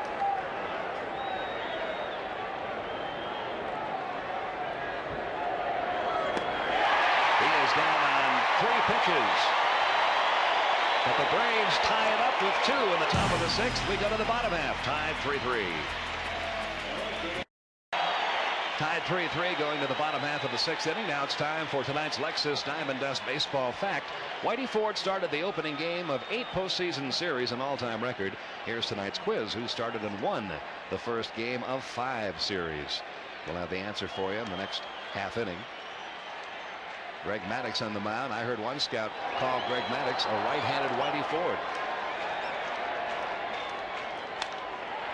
Deep to right field by Dante Bichette into that corner. David Justice on the run. It twists into foul territory, and the count 0-1. Well, that's a pretty high compliment. Whitey Ford had one of the greatest winning percentages of all time, maybe the best. He's a difficult guy to handicap because he doesn't have that one extremely great pitch, that overpowering fastball or that great curveball. He has great command, so you hear Catfish Hunter's name brought up when they talk about Maddux. But a right-handed Whitey Ford, I thought, was a pretty good comparison. Pretty good description. You just don't see many right-handed pitchers who have been great pitchers who don't have an overpowering pitch. Maddux has a new battery mate, Javi Lopez. Taking over for Charlie O'Brien. Bichette up the middle into center field. Base hit. To lead off the bottom half of the 6th inning. That is the 7th Colorado hit. This 1995 Division Series game is brought to you by Lexus Luxury Automobiles, the result of a relentless pursuit of perfection. The most prescribed medication of its kind is now for heartburn, Tagamet HB, and Burger King, where you can get your burger's worth. Nobody out, a runner at first in a 3-3 game, bottom of the 6th. Larry Walker has grounded out to second and walked. That's really the first pitch the Rockies have hit that was in a good spot, down and away. Right to Lemke. Over to Blauser, in time 1. Over to first, in time 2. Second inning in a row. Does it seem to you, watching Maddux all year, that he can almost will the ball to be hit to a fielder? It almost seems that way, doesn't it? He's had 3 double play balls tonight, for example, and they've all been 4-6-3s or 6-4-3s. Which again points out how everything he does seems to center around himself, the shortstop, the second baseman. He gets these ground balls that back up the middle of the diamond. In an inverse sort of way, it reminds me of something Stan Musial said. Actually, something that was written in the back of his biography. He said that he tried to hit the ball to left and to right. Most hitters say try to hit the ball up the middle, but he said don't hit up the middle. And he had a good reason for that. His reason was that it's always the deepest part of the park, and he said they always put their best fielders up the middle. 2-0 the count in Galarraga, 2 outs, bases empty. Popped him up foul. This one's coming back towards the seats. And the count goes to 2-1. Galarraga tonight 1 for 2. He's grounded out to short and he's singled.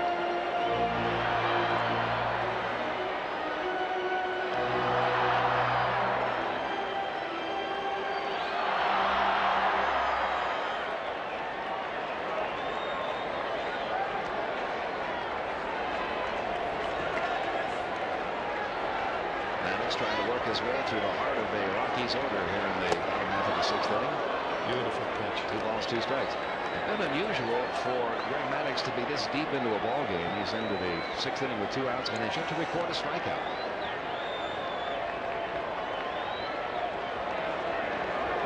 Here's the 2-2. Just missed outside of the How many games has Lopez started behind the plate that Maddux has also started on the mound? None this year. How many innings do you think he has caught? Maybe a half dozen or so over the course of the season. In the left field, Galarraga has a base hit. He's now 2 for 3. Looks like Maddux tried to repeat that down and in pitch where he got the swinging strike, but the pitch was up and didn't have the sinking action.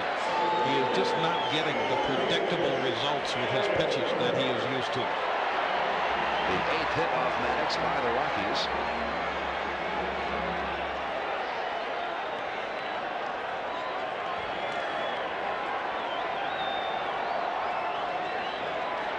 Still running a little bit gingerly with that hamstring problem. Here's Ellis Burks, who is single and driven in one with a sac fly. Another ground ball to second. Yankee into the first. And Maddux is out of the inning. Still 3-3 will return with the 1995 Division Series. The Braves and the Rockies after this from your local station.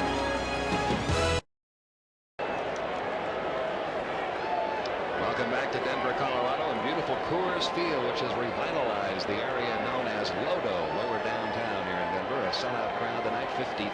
On hand for Game 1 of this best-of-5 series. Marquise Grissom, first pitch swinging, long run for Ellis Burks. It pops out of his glove, and Marquise Grissom winds up down at second.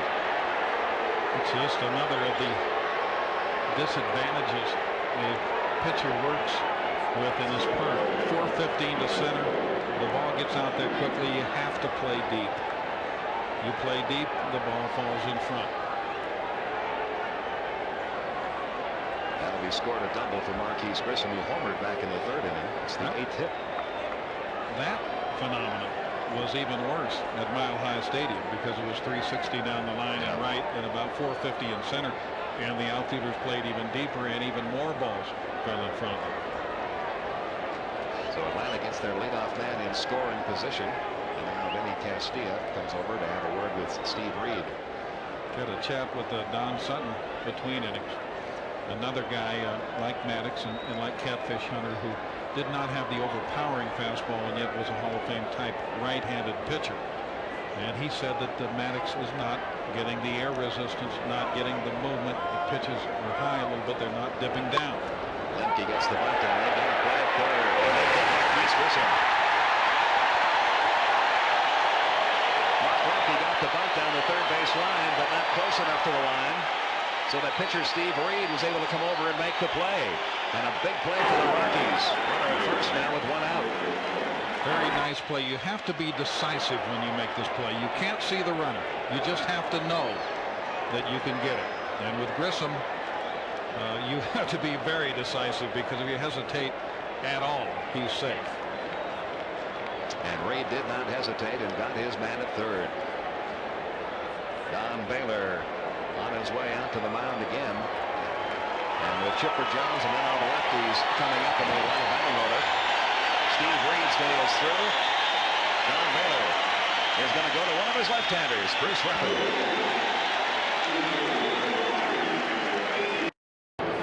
Steve Reed worked 1 inning, allowed 1 hit, walked 1, struck out 1, made a big play, throwing out Mark Keith Grissom at third base. He hands the ball over now to left-hander Bruce Ruffin, who has been on and off the disabled list this season. And he was their closer at the start of the year after a very fine year last year. And he has really what I would call the ideal breaking pitch for this ballpark. It's a hard slider. He throws overhand. It goes down. Very good earned run average, 2.12 for the Rockies this year. And as he continues to warm up, let's check out our Lexus Diamond Dust quiz and answer. The question was, who started and won the first game of 5 postseason series? You have to go back a ways for this one. Red Ruffing won the opening game of 5 postseason series. It's an all-time record. He probably drove in the winning run in all 5 too. Yeah, that's what I was going to say. You might have guessed it would be a Yankee, and he could hit. Here's Chipper Jones. They turn him around to bat right-handed. Most teams like to do that. Chipper does have some power right-handed. But of the 23 home runs he hit during the regular season, only 3 of them came as a right-hand batter. So usually the left-handed relief parade begins with Chipper Jones, who's followed then by the left-hand batsman Griff Justice and Prescott. Here's the 1-0. And that ball dipped down. It's the kind of movement you want in this ballpark, as Harry mentioned. Ruffin really found a home here. He was a journeyman pitcher really until he got here. He's been a very important pitcher in the Rockies scheme of things. He has a runner at first, 1 out in a tie game, top half of the 7th inning. Lemke doesn't run very often. Pitches grounded foul from Chipper Jones, the count 1-2. During the regular season, Lemke only had 2 stolen bases. And with a left-hander out there, getting a very small lead over at first. How about that Jimmy Williams down there? Well, that guy never stops moving. Always in motion. Borrow an expression from my broadcast partner Milo Hamilton. He could wear out a uniform from the inside out. On the ground left side, nice play. Castillo goes to second, run there. Young on the first, double play. The Rockies turn one, 5-4-3. Bottom half of the 7th inning coming up, still tied.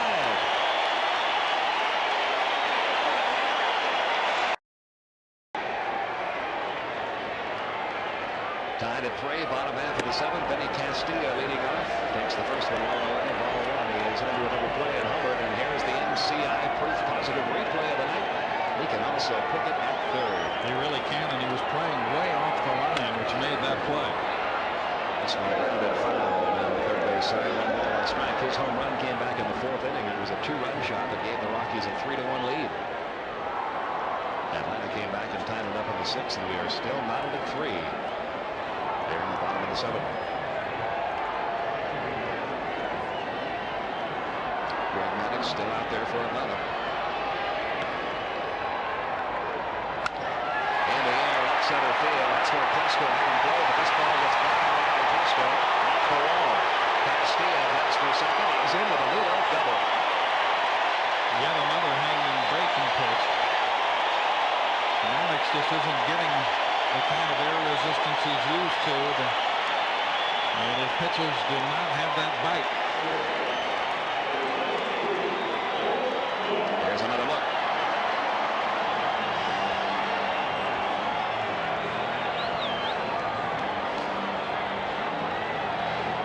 It's got to be so difficult, even for a craftsman like Maddux, to pitch in circumstances and under conditions that are unlike any you've experienced before.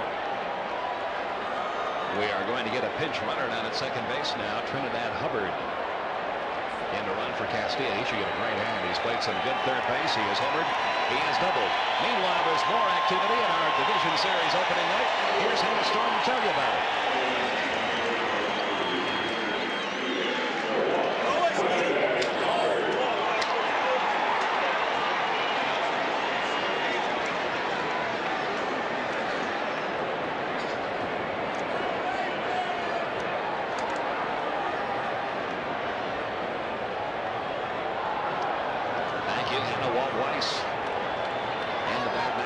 Second. And nobody out. Pickoff play on at second base. Lemke coming in behind the pinch runner Hubbard.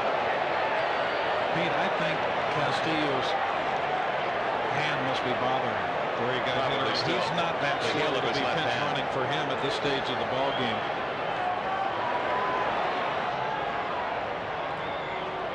The look back by Maddux, a long look back at Hubbard. Now he's pitching to Weiss, who was trying to bunt it. And was hit by the pitch. Wilder at first and second now. And Bobby Cox is on his way to the mound. He's going to stop first and talk to plate umpire John McSherry. Well, he was not going to the mound. He just wanted to make sure that that ball hit Walt Weiss. He probably wanted to make sure that McSherry thought that Weiss had tried to get out of the way. Weiss is right on top of the plate, and he really didn't try to get out of the way, but you're not going to get that call. Maddux has only hit 5 batters all year now.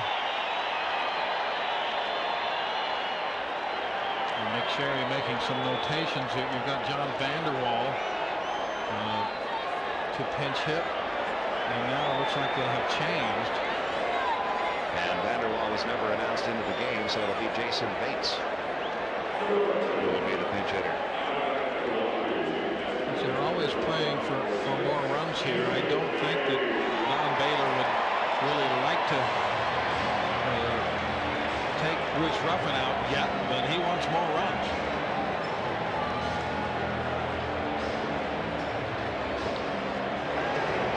Being pinch run for here. And here's a play we were talking about. It occurred early in the game when the ball kind of came up on Castilla and kicked off the heel of his glove off the bat of Greg Maddux and kicked right over to the shortstop. After that, he acted like he was hurting, but of course he made the double play to end the last inning, and so he didn't have any trouble fielding, and then he came up and hit a double, and he has no ice pack on his hand, so it may just be a strategic move. Jason Bates, a bunt situation here.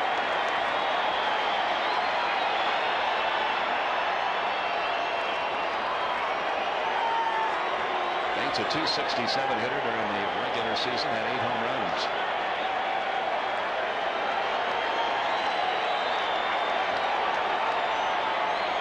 He is squaring. And the ball almost hit him. I think it did hit him. Don Baylor coming out. I think it glanced foul is the call by John McSherry, though. Or is it? Off the bat and then off the hand. We'll see. McSherry indicated that the ball hit off the bat first. It's a very difficult call for an umpire. Yeah, that's one where the plate umpire is really screened. And you sometimes can go by the sound, but the hand is pretty bony, and sometimes the bat will, the ball will hit the hand and the bat, and it will sound like the bat. Don Baylor got experience with that. Don Baylor is out complaining with John McSherry. We get a different angle, of course, than John McSherry gets of this from this vantage point.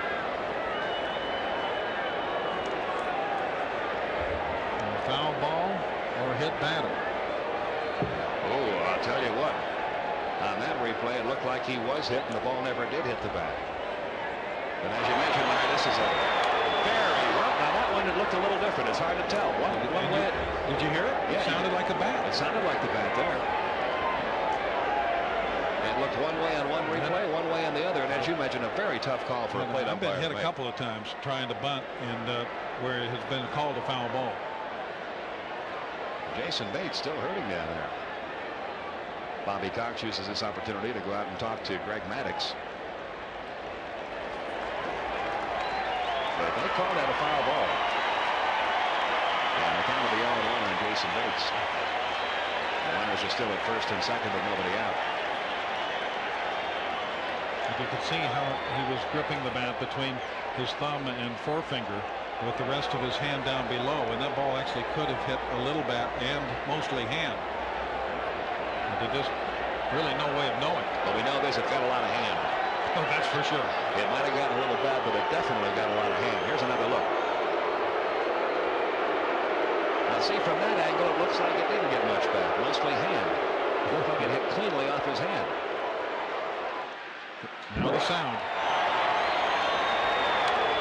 And it sounded like that. Right. Well, he's still in there with a count of 0-1. You ever heard of boning a bat?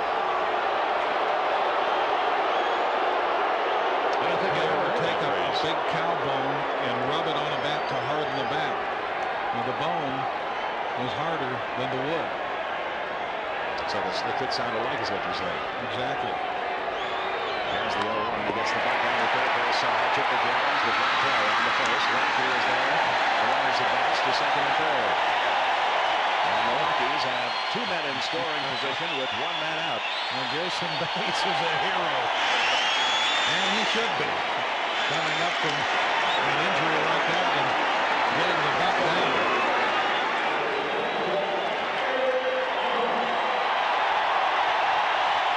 Just a perfect bunt. You want it to be bunted firmly enough that the pitcher can't get it. And the third baseman has to come in, and so there is no play at third.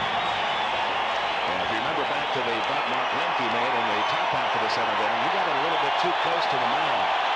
A little bit further off the line. The pitcher was able to make the play and get the runner at third. Well, it was a very, very risky intentional pass. They're going to walk Eric Young to get to Joe Girardi. And that's not the primary risk. It's the guy who comes behind Girardi. It is Dante Bichette. If you don't get the double play, you have to face Bichette. Well, he may be gambling on that double play because of the 19 outs recorded by Greg Maddux in the game. 14 of them have come on plays where either the pitcher, the second baseman, or the shortstop has gotten an assist. And there have been 3 double plays. Remember at the outset of the game, we told you, Maddux plays with sort of a condensed diamond. His diamond is the mound short second. You don't see many pitches curl down the line. So he wants to get Girardi. Or Girardi now is going to be John Vanderwall, who set a record this year for the most pinch hits in one season. And listen to what these fans think of him. He broke the old record held by Jose Morales. Girardi was the victim of one of those double plays in his last at bat. And now the left-handed batter with a little more power. Bases loaded, one man out, tie game, bottom half of the seventh inning. Nothing at one, the count on Vanderwall. Threw the ball by him upstairs. He had 28 pinch hits this year, breaking the old mark of 25, which Morales held. He hit .347 for the year.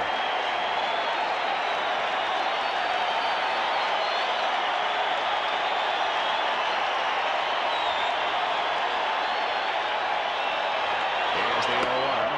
Upstairs, 1 ball, 1 strike. You're going to see a lot of Rockies players with high pinch hit totals. You're going to see the Rockies year after year use a lot of relief pitchers. It's the nature of the ballpark.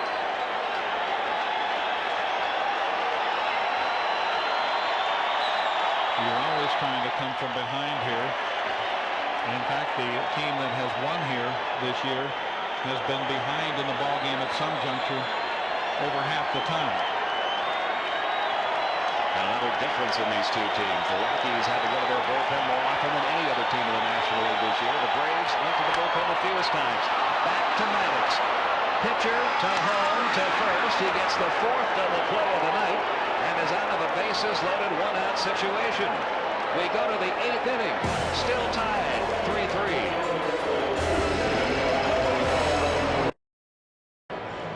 We have got a great first game in this division series playoff opener between Atlanta and Colorado, tied at 3 as we go to the top half of the 8th inning. And a reminder, the Saturday action is on NBC with the new hit Jag starting at 8/7 Central. This week, the Jag investigators probe the death of 3 Marines and find a shocking cover-up. Jag from the creator of Magnum PI and Quantum Leap. Catch the excitement of Jag, NBC Saturday at 8/7 Central. Well, I'll tell you what, Larry Dirk, what a gutsy call by Bobby Cox, first of all, to intentionally walk Eric Young to pitch to John Vanderwall, and then what a gutsy pitch by Greg Maddux to get out of it. Well, he had the guy out there that could make it pay off. He goes up and in and throws it by him. Now he takes a little speed off a pitch down and away, and he gets the movement he's used to on this pitch, the down and away movement, the comebacker. It's as easy as 1, 2, 3. If only it were.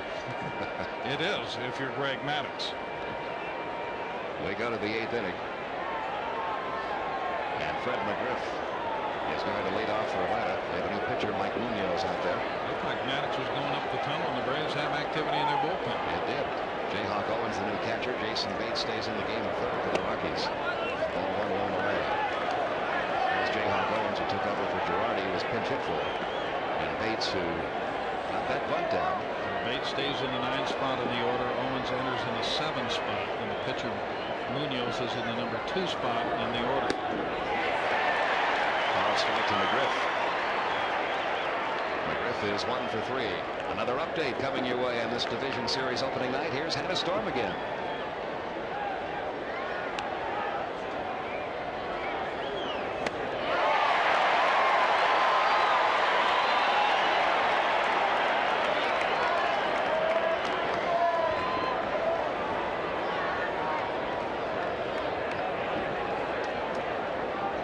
Thank you, Hannah and Larry. He had to wonder if that was ever going to happen. Come. And what a great Donnie ball. baseball finally getting a chance in postseason. 2-2 the count of Fred McGriff. He'll be followed by Justice and then Cresco. Munoz did not have that great a year for the Rockies this year. As you can see, the ERA way up there. He didn't pitch much the second half of the season. They were hoping that he would, with that relative inactivity in the latter part of the season, they hoped he would be able to find a little energy in postseason. And he is truly a specialty pitcher. Yeah.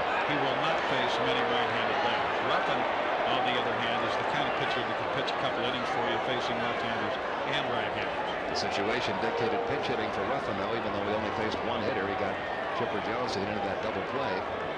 But he's out of the game now. Munoz, the 4th pitcher of the night for the Rockies. Right to the shortstop, Rob Rice, who makes it pounding ground. Well, they had McGriff scouted well, and they had Rice in the right spot.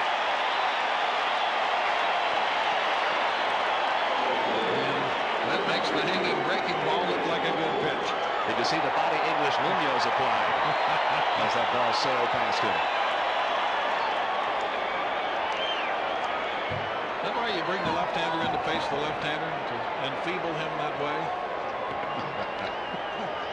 Here's David Justice, who has walked twice and singled, facing Munoz now with 1 out and the bases empty here in the 8th, 3-3 game. I would not cherish facing this guy either if I were left-handed. Nothing away, McCann and Justice. The guy that just made that big play for Colorado, Walt Weiss, trying to inspire his Colorado Rockies, who are huge underdogs, let's face it, in this series. But Walt Weiss reminded them, he said, hey, look, I was a part of that 1988 Oakland A's team that was supposed to go in and take care of the LA Dodgers, and look what happened. The Dodgers won the World Series. We can do the same thing. 1-1 to count. It's different this year, though, because it's one series at a time. It was the League Championship Series and then the World Series. Now you've got to go through another layer of playoffs to get there. The count 2-1 on Justice, 1 out, bases empty. Good breaking ball. It's 2-2. Justice has not looked too good in his at-bat, but he does hit left-handers well. That's a little bit of a myth about Atlanta, although the batting average is down a little bit against left-handed pitching. Their run-loss record against lefties quite good during the regular season, 23-13. Down the left field line, long run for Jason Bates and Dante Bichette. Nobody can get to it. And it's still 2-2. Another example of what this field will do. Because Bichette is so deep for Justice that he's unable to get to a fly ball that he would normally catch.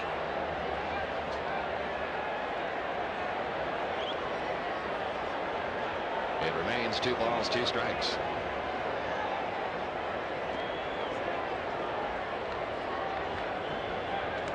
And it's a long ways out there where Dante Bichette plays, especially when he plays off the line that far. When the ball is hit on the line, it gets to the fence so quickly. But you just got to play that deep to get any range at all.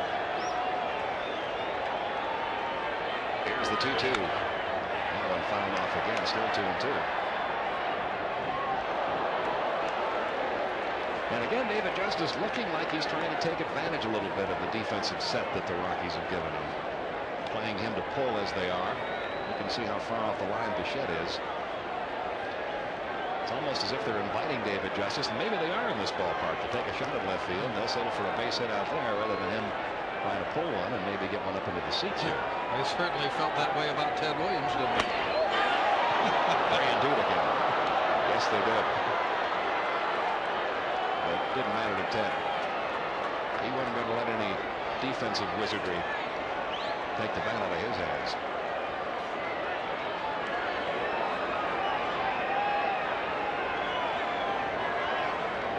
He actually did hit an inside the park home run one year against the Boudreaux shift that won the pennant. And I'm not sure he did that on purpose. Here's the 3-2. Caught the inside corner. Munoz with a money pitch there. Justice caught looking, 2 men gone.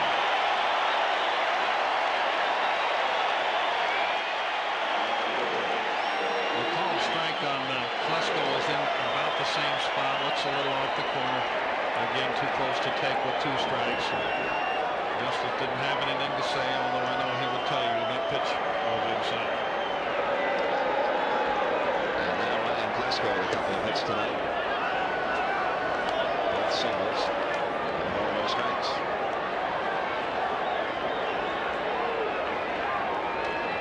Tied at 3 in the top of the 8th here in Denver. Just make sure he sets up over the inside corner. Now, if there's a right-handed batter, he'll set up on the inside corner of the right-handed batter as well. Generally, the umpires get a better view of that corner than they do the other. And most of the calls that appear off the corner for a strike are on the other side, on the outside part. Here's the 1-1. Let's go. The big home run cut. Comes up empty. 1 ball, 2 strikes. There's a pretty good life on his pitches here. And that's what Don Baylor and Larry Bernard were hoping for when they didn't give him much work from about mid-August on. At 89 miles an hour on the jump, it's going that way. 1 ball, 2 strikes. 2 men out. In right field, base hit for Ryan Klesko. He got good extension. That pitch was out there. And he's aboard with 2 outs. That's his 3rd hit of the game. And it'll bring up Javi Lopez batting for the first time tonight.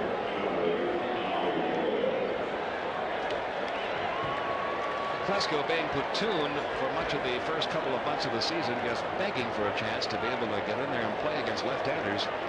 And he's proven he can hit left-handers all right. Don Baylor on his way out to the mound. The left-hand bats are through.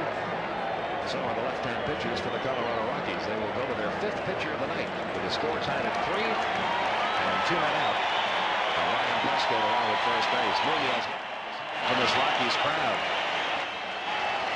He works 2/3 of an inning, puts up a strikeout, gives up the 1 base hit. And Javi Lopez will have to face a right-hander.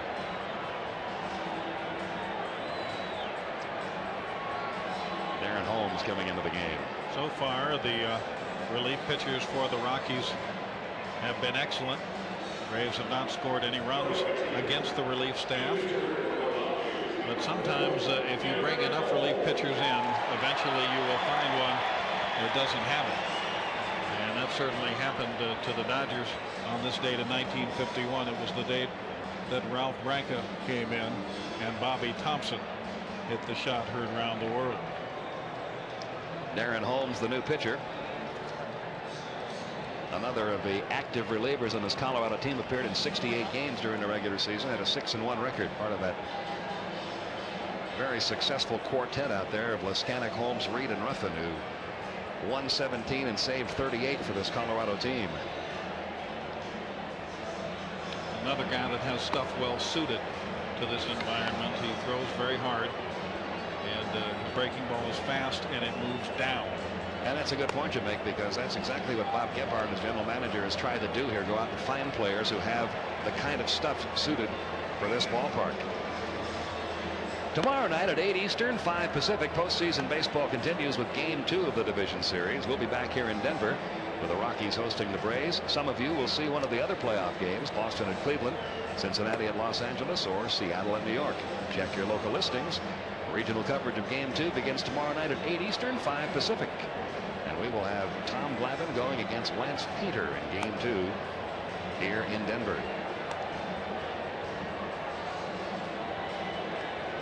And there is the architect of the Colorado Rockies. An amazing story when you consider that the 1969 New York Mets and then the Kansas City Royals after that were the quickest to get to postseason, doing it in 8 years. You know, he had been with the Twins under Andy McPhail, and they did such a great job with a limited budget. The budget is not so limited under Jerry McMorris now with these fabulous crowds. They've averaged 53,000, actually a little more than that, over the course of their history here in Denver. And that will afford you a little latitude to go get a guy like Brett Saberhagen or sign a guy like Bill Swift in the offseason. And there you see Brett Saberhagen, who, if this series goes to a 4th game, would be the pitcher in that 4th game.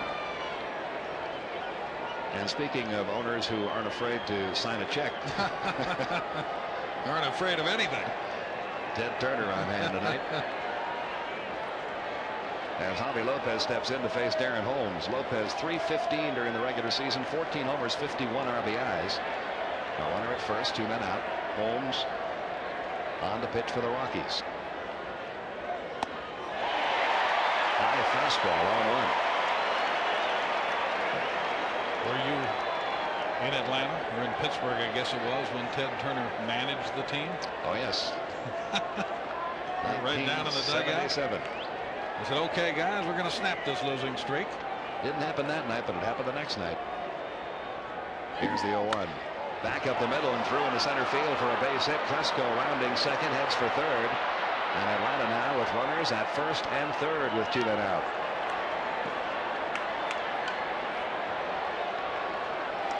Tenth hit of the game for Atlanta.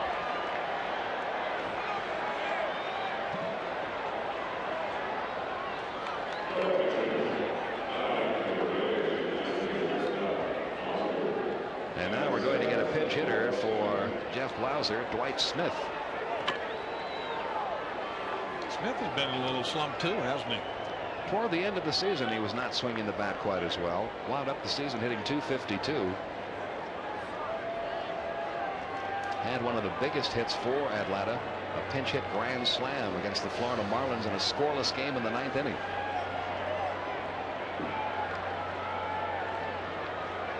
Girardi goes out in front of home plate and is resetting the defense. He's moving Burks over toward right field just a little bit, and Bichette as well. A little bit low to Dwight Smith, ball 1.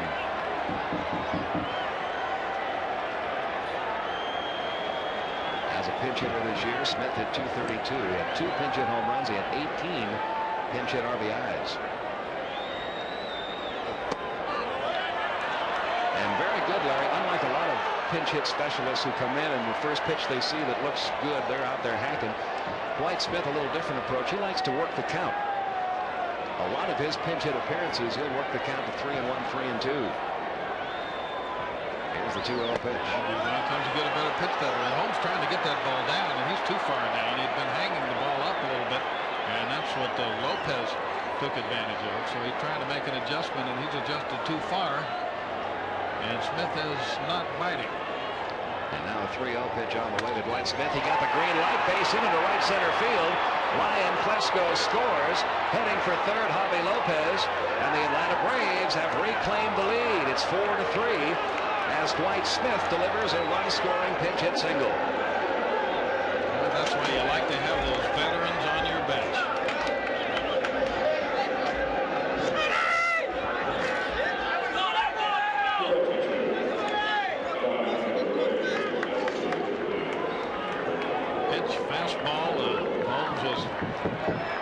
Hoping that there would not be a green light and that he could work his way back in the count. Smith didn't let him. And now another pinch hitter, Mike Devereaux, on the pinch hit for Greg Maddux. Devereaux acquired from the Chicago White Sox in the same week that Luis Polonia came over from the Yankees as the Braves tried to shore up their bench in late August. He had 255 with a homer and 8 RBIs during the regular season. Another pitch is low, ball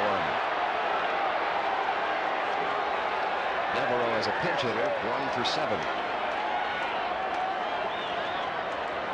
All this happening with 2 outs. Ryan Klesko's base hit, Javi Lopez a base hit, Dwight Smith the run scoring single to give Atlanta the 4-3 lead. It looks like Don Baylor may finally have gone to the relief pitcher who is not on his game. And you can see that it has Don Baylor a little upset. And Larry Bernarth will now come out. Bernarth will basically try to get him straightened out, I believe. It's a very critical time in the game. And Kurt Leskanic getting up in the Rockies bullpen. They'd much prefer to use him in a save situation. Well, they don't want to let this one get too far out of hand. They've got a chance here tonight. And they don't know if they'll have a chance tomorrow. They're starting Lance Painter with it, which is a gamble. And of course the Braves start Tom Glavine, which is not so much of a gamble. He pitched a shutout the last time he worked here. It was the first shutout, in fact, ever pitched in this ballpark. 2-0 the count on Devereaux. Smith the runner at first, Lopez at third. And that misses. 3-0.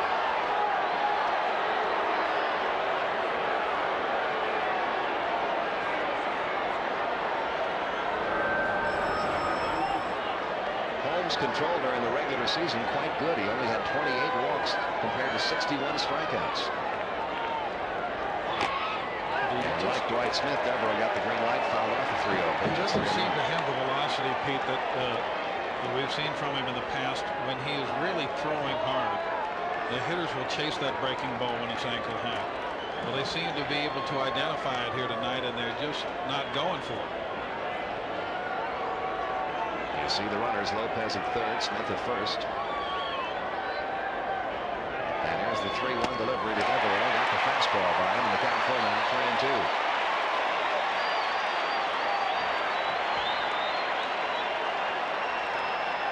Devereaux, another good veteran hitter. Outside of a lack of foot speed on the bases, the Braves don't have too many weaknesses. Now the 3-2 pitch to Devereaux. He fought it off foul. It's still 3-2. Looking out into the Braves bullpen, that looks like Greg McMichael, who is going to be coming on to pitch the 8th inning. Mark Wohlers, of course, the closer for the Atlanta Ball Club, but they prefer to use him only 1 inning at a time. That is McMichael.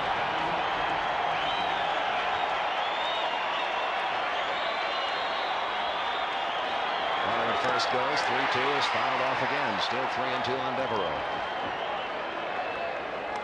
The nice thing about Smith and Devereaux, veteran pinch hitters, yes, but they also run well. You don't have to pinch run for them.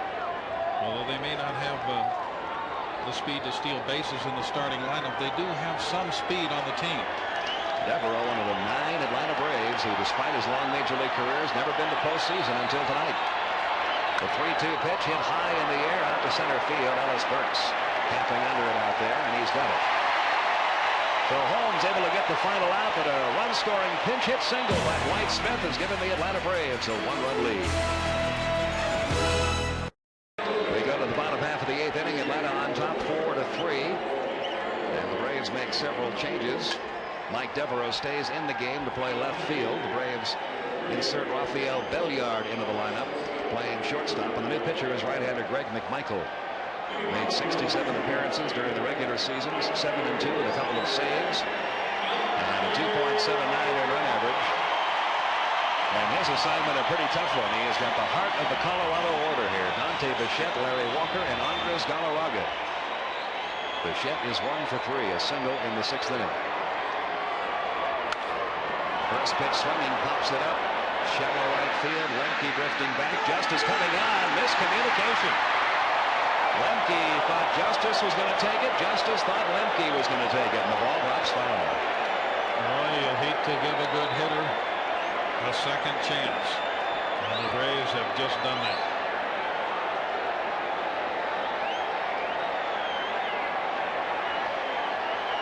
See Lemke stop there, and Justice had stopped just before that, and neither one could get to it. Well, if you watch this ball game from the outset tonight, you saw something that nobody who watched Greg Maddux pitch saw during the entire season. Maddux made 28 starts during the regular season, never made one of them without recording at least one strikeout. He did not record a strikeout in the game tonight. No, but he did throw 4 double play balls, including one with the bases loaded to extract himself from a jam in the 7th inning. Here's the 0-1 out of Bichette. 1 ball, 1 strike. And any pitcher will take a double play over a strikeout any day of the week. Sometimes it's not how you do it, it's just that you do it, and he is in line to be the winning pitcher if the Braves can save it for him. The 1-1. Fouled off by Bichette. 1 ball, 2 strikes. McMichael can be an exasperating guy to hit against. He's got an unusual delivery, and he hides the ball quite well. It's hard to pick the ball up, and he jumps at you. It looks like he's really going to throw hard. He's a pretty big guy, but a lot of his best stuff is slow stuff. They appeal down to first. No swing, says Jerry Lane. And the count 2-2. He seems like the kind of pitcher, if he went around the order a couple of times, you could get used to him. But once through the order, and he can be really exasperating. And Bichette was just barely able to hold back on that one. The count 2-2. These Rocky fans have not given up. They begin that Go Rockies chant here at Coors Field. Here's the 2-2. Just outside. Full count now. 3-2.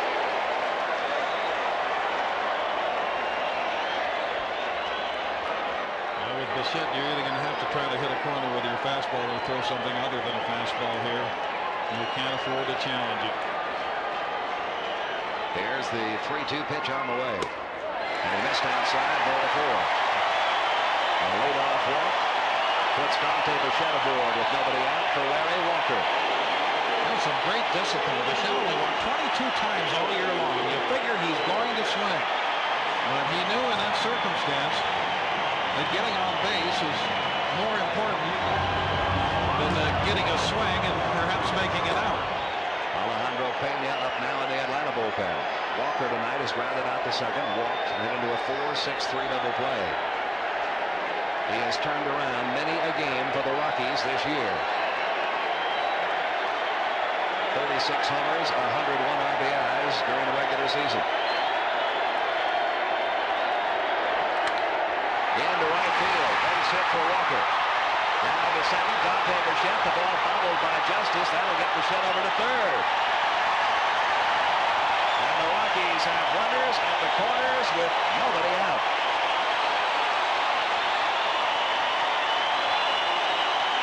That ball was hit hard enough that Bichette was going to stop at second. If there are signs of jitters, and this the first game of the postseason, they have been on the defensive end. The hitters have been hitting, and the pitchers for the most part have been pitching pretty well. But the fielders have been a little shaky. We've had 5 errors in the game, and remember the pop foul that fell between Justice and Lemke. No error charge there, but that gave Bichette a swing on the house. He wound up walking. Here's Galarraga. 2 for 3, 2 singles and a ground out to short. Foul back, the count 0-1. The Braves are back for the double play. They're willing to concede the tying run here and hoping to get that 5th double play.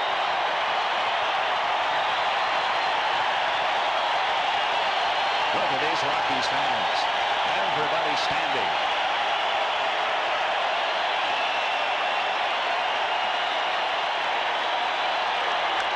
Down the third base line. Great play by Chipper Jones. Gets the out at second base. What a play by Chipper Jones. That was at least a double. If it gets down the line, how did he get to this ball? It doesn't get any better than this, Pete.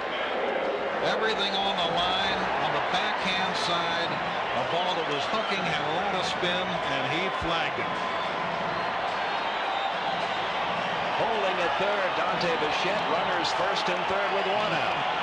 And the batter is Ellis Burks, who has singled, drove in a run with a sacrifice fly, and grounded out to second.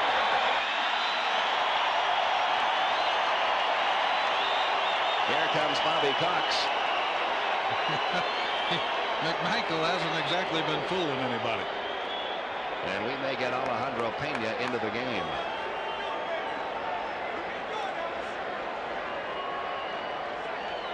Pena is the kind of pitcher that is more likely to pitch out of this with a strikeout than a double play ball. Brad Klontz also up in the Atlanta bullpen. Jeff Porter, the assistant trainer for Atlanta, out to see if Chipper Jones is okay. Diving for that ball. He may have shaken himself up. We will be right back.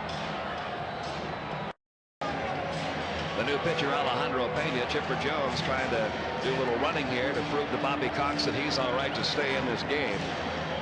But what a defensive play he just made to preserve the Braves' lead at the moment. He slid over a little bit to his left or to his right just before the play too.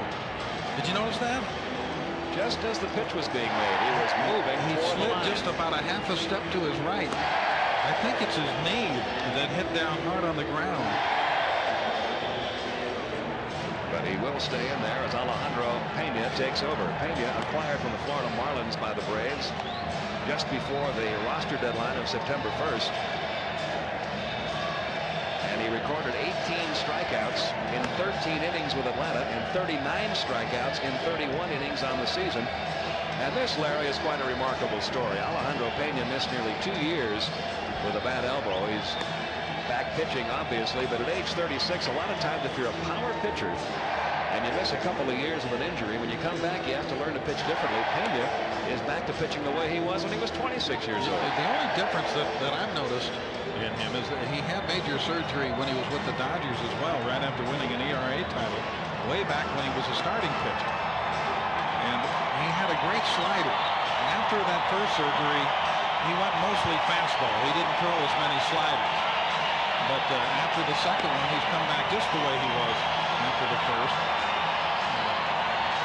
He basically throws the ball hard with riding action and throws to the corners and gets the ball by a lot of hitters. And when he's healthy, he's about as good as anyone you can have in there in this or any other situation. Runners at first and third. One man out. Atlanta leading at 4-3 in the bottom half of the 8th inning. Ellis Burks, that during the regular season hit Braves pitching at a .436 clip. He's got Bichette at third, Galarraga at first.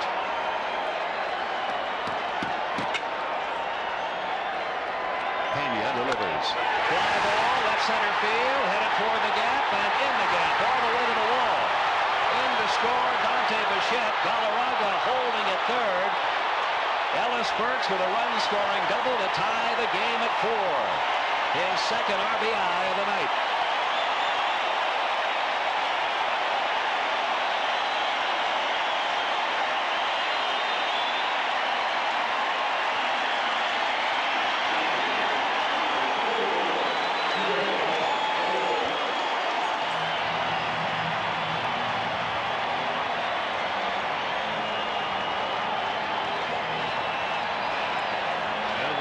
Down to 93, and Ellis Burks says that's just the way I like it. And the reaction from the Rockies crowd and their dugout. The Braves will not walk Owens. Instead, they'll bring the infield in. Runners at second and third, still only one out. Game tied at 4. Nothing and 1 the count on Jayhawk Owens, who took over from Joe Girardi. He hit .244 during the regular season. He had 4 home runs and only 45 at-bats.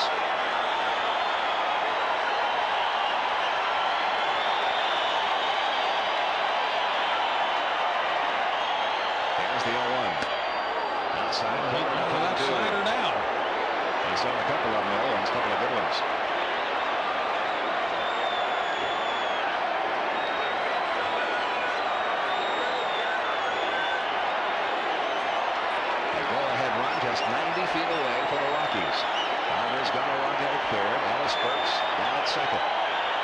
And the 0-2 pitch to Owens. A little low. 1 ball, 2 strikes. Walt Weiss waits on deck.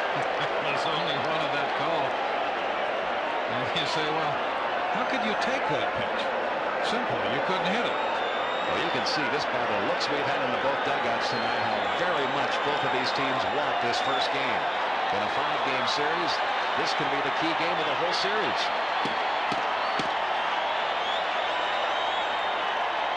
Here's the 1-2 on the way. Struck him out. The fastball strikes out Jayhawk Owens. That's out number 2 in the inning. And it'll bring up Walt Weiss.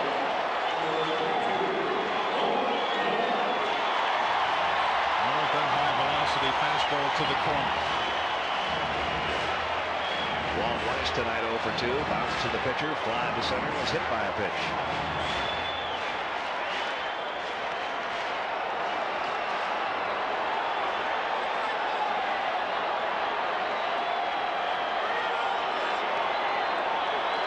And they're not going to pitch to him here.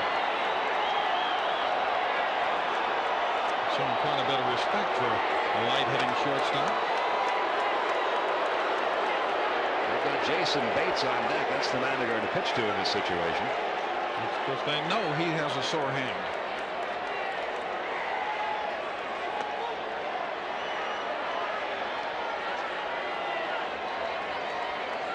So the intentional walk to Walt Weiss will load him up here with 2 outs in a game that is tied 4-4.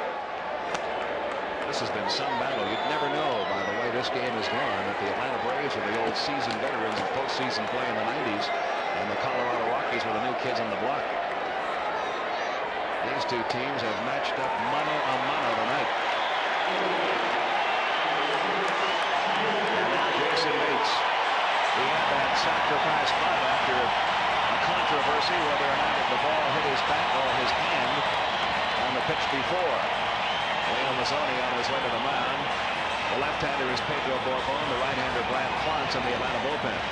It's interesting that the Rockies pinch ran for Vinny Castillo. He was on second with nobody out in the seventh. And they did not pinch run for Galarraga after he reached first on a fielder's choice with 1 out in this inning. Galarraga hobbled into third. A faster runner may have scored on that play. Bases loaded. This has been a fabulous ball game. It's been a terrific battle. Leon Mazzoni back to the Atlanta dugout. Here is Jason Bates. Bases loaded, 2 outs. 4-4, bottom of the 8th.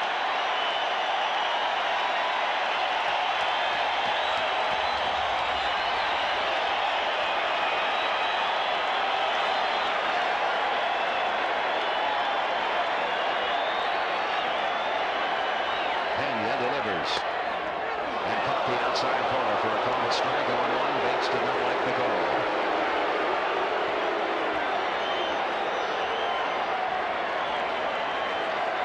Miles an hour on the Jugs gun at age 36 on that last pitch from Alejandro Pena.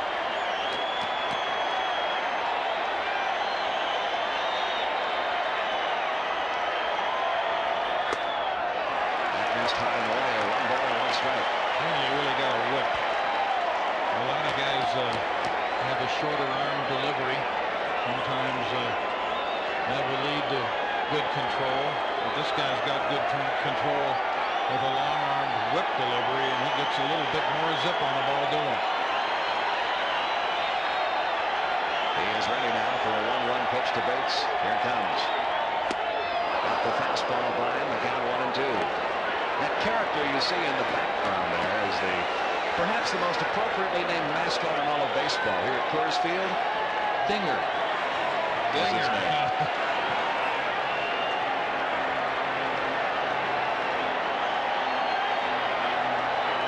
Well, they had 134 of them here during the regular season, and that is a record for home runs at home, a major league record. Now the 1-2 pitch. Yes, got a piece of it. I think they did that in a shortened season, where they will probably break their own record in years to come. Well, you give them 9 more games at home, which they're going to get in the course of a regular season. That's what, 18 more homers, 17. There you see the runners. Gallo on at third. Burks at second. Rice over at first. 2 men out.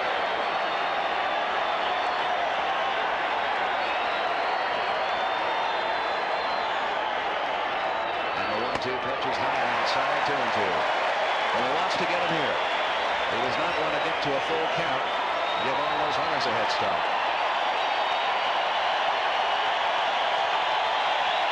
That's a very good point, and there is some doubt as to what you might throw 2-2. If you get to 3-2, Bates knows he's going to see a fastball.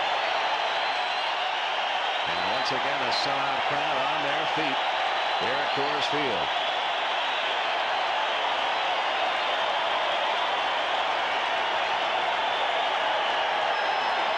Here comes the 2-2 pitch. High and outside, a check swing. They appeal to third. No swing. It's a full count, 3-2, and here we go. The runners will be off and moving. Weiss from first, Burks from second, Galarraga from third. He did not go. Bobby Cox thought so, but the replay clearly showed he didn't. The merry-go-round begins. 3-2, 2 outs, and a tie game.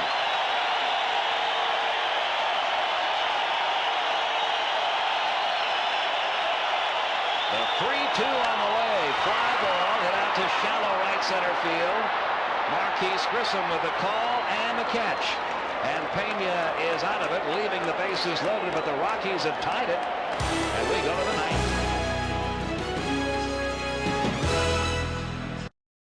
This copyrighted telecast is presented by the authority of the Office of the Commissioner of Baseball and may not be reproduced or retransmitted in any form without express written consent from the Office of the Commissioner.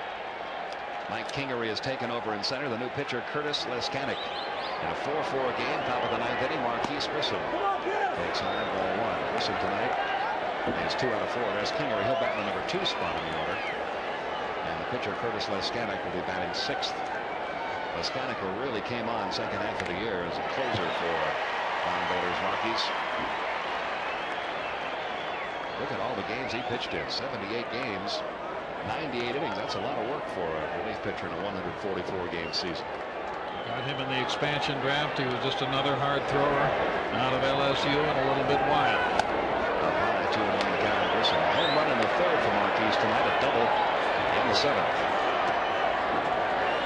Leskanik has refined his talent, and he fits the description once again of the guy that might do well here. He throws hard with a short, hard breaking ball. Bouncing ball to third. Fielded by Bates. Over the first, 1 out in the ninth. This 1995 Division Series game is brought to you by Gillette Sensor and the Gillette Series. Gillette, the best a man can get. Texaco Clean System 3 gasolines. And Wendy's Spicy Chicken Sandwich. Get it while it's hot. 1 away, here's Lemke. Mark 1 for 4 in the game. Single back in the first inning. How even a battle can you have? 4-4. Each team has 11 hits. And when you see that here and you're in the 9th inning, you know it has been a well-pitched game. Especially when you consider the 5 errors. There's a strike in the outside corner and the count 0-2. And there's much more going on tonight around Major League Baseball to tell you about it. Once again, here's Hannah.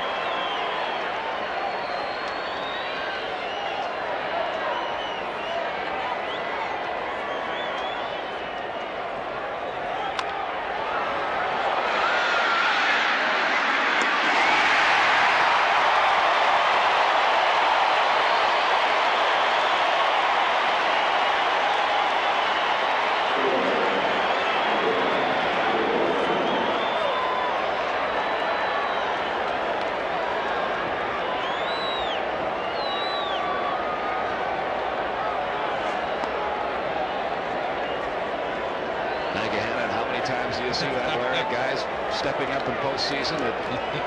Luis Alicea. It's just like home run king and Yogi say in baseball, you don't know nothing. Here's Chipper Jones. He had a home run back in the 6th inning. 2 outs. Bases empty here in the 9th. Jones 1 for 4. And that sparkling defensive play. Clearly the best and most important defensive player of the game. That could have been a huge hit. It could have really broken the game open. Right. 2-0 to count now on Chipper Jones. And from the bottom half of the ninth inning for the Rockies will be the top of their order. Eric Young, Mike Kingery, and Dante Bichette.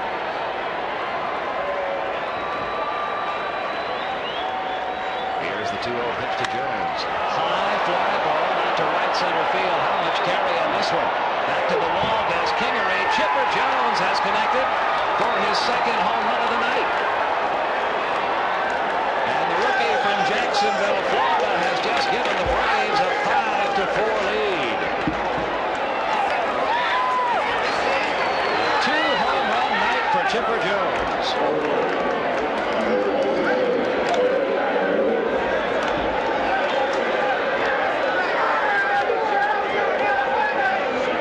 During the regular season, the Atlanta Braves won 25 games during their final turn at bat. And they attempt to duplicate that in game one of this divisional series with this swing of the bat from Chipper Jones.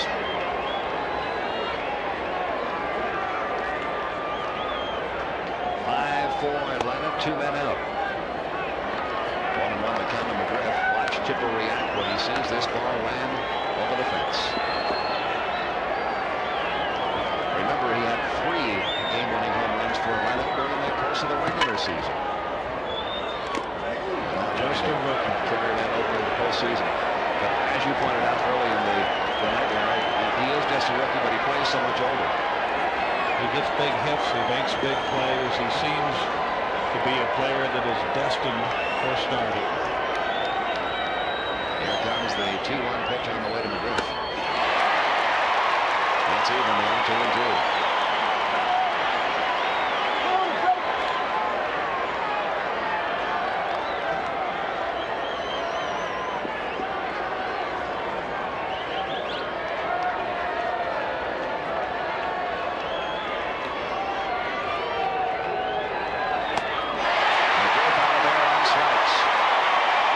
Chipper Jones has given the Braves a 5-4 lead as we go to the bottom half of the ninth inning with this swing in the bat. Coming up for the Rockies, Eric Young, Mike Kingery, Dante Bichette.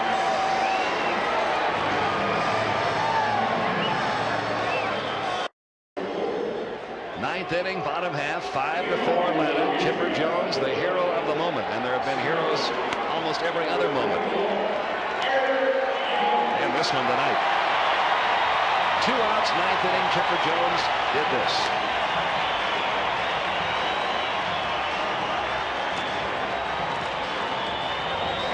And second home run of the night.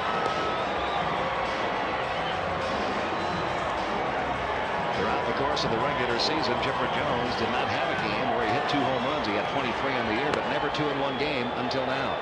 Both towering homers. And now Atlanta turns things over to their closer, Mark Wohlers. He led the staff with 25 saves, an ERA of 2.09, 90 strikeouts in 64 2/3 innings. His fastball clocked as high this year as 103 miles an hour. That happened in a game in Cincinnati. They got him at 102 once in a game at Dodger Stadium.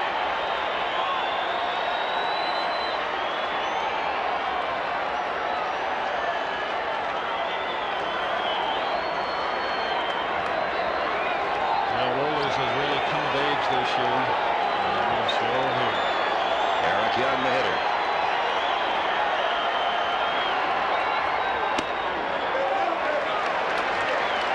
One ball, no strikes on Eric Young, leading off the bottom half of the ninth. Atlanta with a 5-4 lead over the Colorado Rockies. Chipper Jones with his second home run of the night in the top of the ninth. That pitch was 102 miles an hour. He's just getting loose. In at the knees, 1 ball, 1 strike on Young. Young 2 for 3 tonight. He has singled, he has doubled, he has walked, and he has grounded out. First 2 pitches from Wohlers, 102 and 101. Leo Mazzoni talking about his closer before this postseason began, said he doesn't know if Mark realizes what kind of pressure he's going to be under. We're probably hoping that he doesn't. Here's the 1-1. Outside corner, it's 1-2. As Dean used to say, I don't try to outsmart him, I try to outdone him. There's a lot to be said for that. If you got an arm like this, don't try to be too smart. Just let him have it. 1 ball, 2 strikes.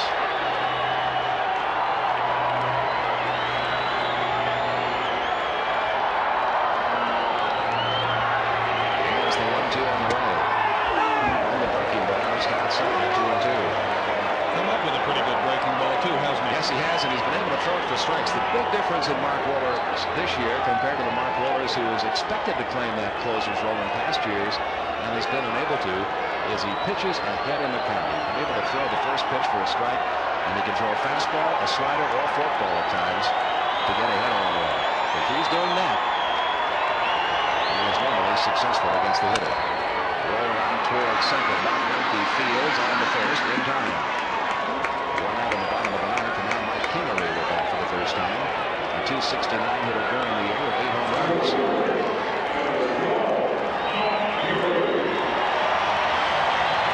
This game is seesawed back and forth. Marquise Grissom a home run in the 3rd. Rockies got 3 in the 4th inning. Vinny Castilla's 2-run homer. The big throw there. Then the Braves came back. A Chipper Jones home run. And Luis Polonia beating on a double play grounder to drive in the time run, making it 3-3. Then each team scored a run in the 8th inning. RBI single by Dwight Smith gave Atlanta the lead, and an RBI double by Ellis Burks tied it. And then Chipper Jones hit the home run in the top of the 9th to give Atlanta their current 5-4 lead. 1 out, bottom of the 9th, 0-1 on Kingery. And on deck, Dante Bichette, the National League home run and RBI leader. it always seems to come down to that guy at the bottom of the 9th.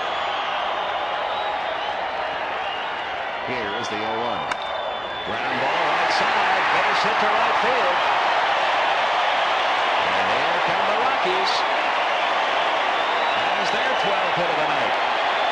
When you look at what they have done this year, we talk about destiny with Chipper Jones. Well, what about the Rockies? In the opening game of the season, they overcame 4 deficits and won the game in 14 innings on a home run by Bichette. The score is 11-9.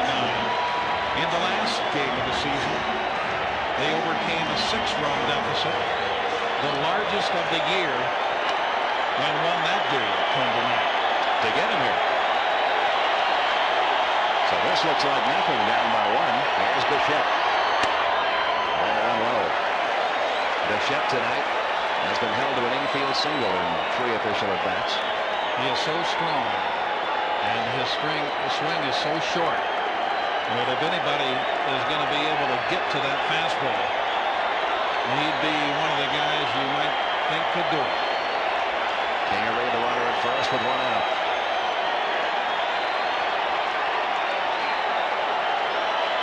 Bichette drew a very important walk to open the 8th and scored the tying run at that time. Here's the 1-0 pitch. Into right field. That's going to drop for a base hit. Kingery will round second. Hold on there as the throw comes back to the infield from David Justice. And the Rockies are setting the table, first and second with 1 man out. And here comes another one of their big play men, Larry Walker. Walker tonight is grounded to second, walked it into a 4-6-3 double play and singled. Nice ball out over the plate, and Bichette did indeed get to it. The Rockies have activity in the bullpen in case they tie but do not win. The Braves do not have activity. Wohlers is the last line of defense here. First and second, 1 man out. Low and inside, 1 ball, no strikes.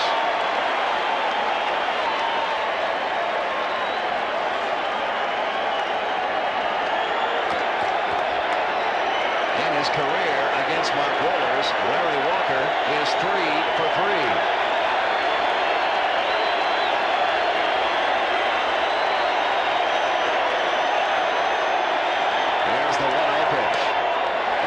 inside again, 2-0.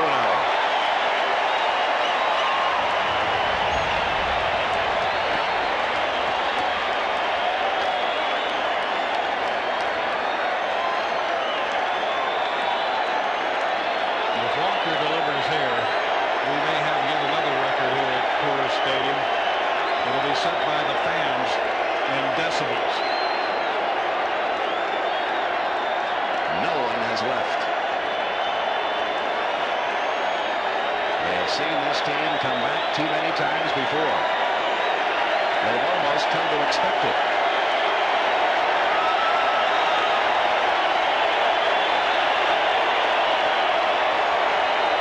Here's the 2-0. And for a strike, Walker's scoring.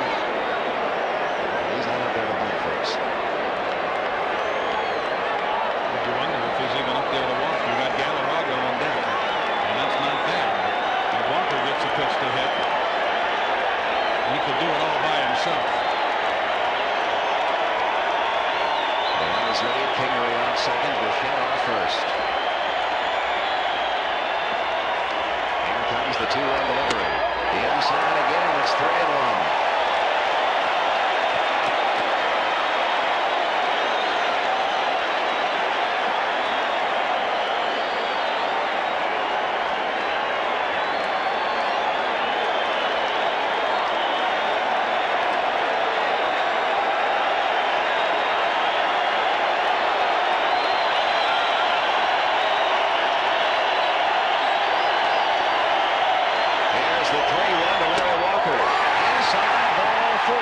Bases are loaded for Andres Galarraga. And the winning run is in scoring position. Bobby Cox on his way to the mound, but this is not to change pitchers. There's nobody warming up in the Atlanta bullpen. No, this is one of those come on big guy, you can do it visits.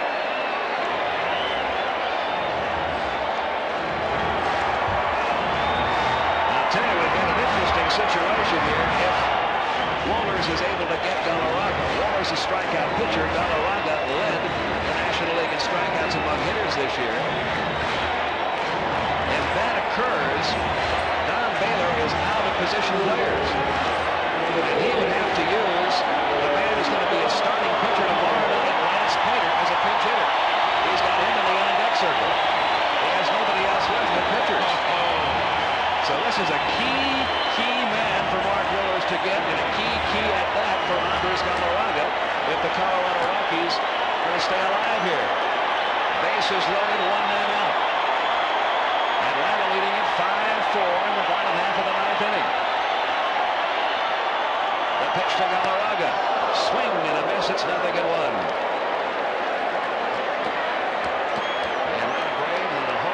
Chipper Jones in the top half of the 9th inning in what's been a seesaw affair all night long. Leading at 5-4, but the Rockies never say die. They have loaded the bases with 1 out off Mark Wohlers here in the bottom of the 9th. 0-1 the count in Galarraga. Here's the 0-1 pitch. Swing and a miss. It's 0-2. And again, Don Baylor is out of position players. The Rockies electing to go with 12 pitchers on a 25-man roster. His pitcher spot is due up next. The only pinch hitters he has left are pitchers.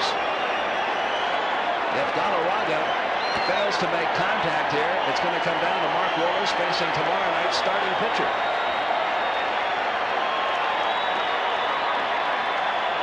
Here comes the 0-2. High and tight, 1 ball, 2 strikes. Javi Lopez recovering to keep the runners where they are.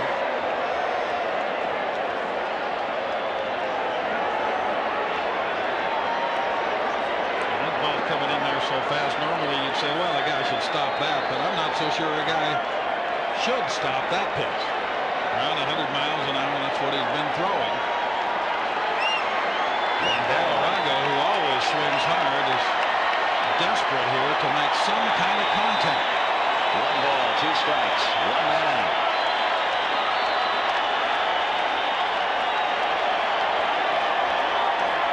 Here comes the 1-2 pitch.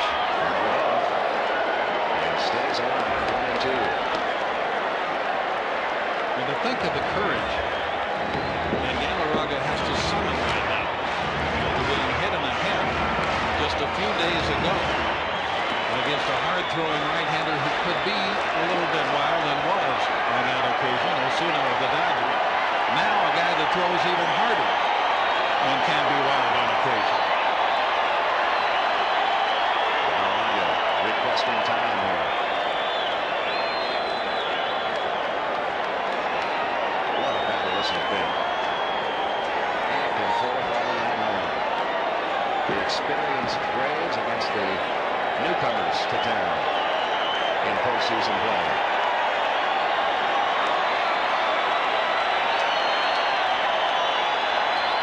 Here's the 1-2 pitch. Did he go? No. 2-2. A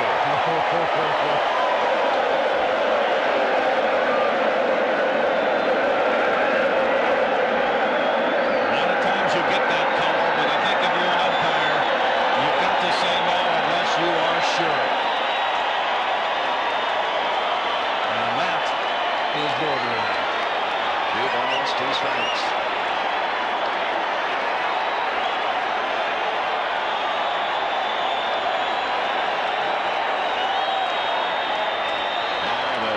Pitch on the way, struck him out with a high fastball. Galarraga goes down swinging, and now it comes down to Mark Wohlers against a pitcher. As the Rockies have used up all their position players tonight. Having to swing at the high fastball, and there is no future in swinging at Mark Wohlers up there. Not only a pitcher, but a relief pitcher at that. Lance Pater, who has worked out of the bullpen all season, only hit 9 times all year and was 1 for 9. He will be Don Baylor's starting pitcher tomorrow night. But he's all the Rockies have left. This happened to the American League in the 1981 All-Star game as it ended with a pitcher at bat. But this is a little bit more important than an All-Star game. Bases loaded, 2 men out at the bottom of the ninth. Atlanta leading Colorado 5-4.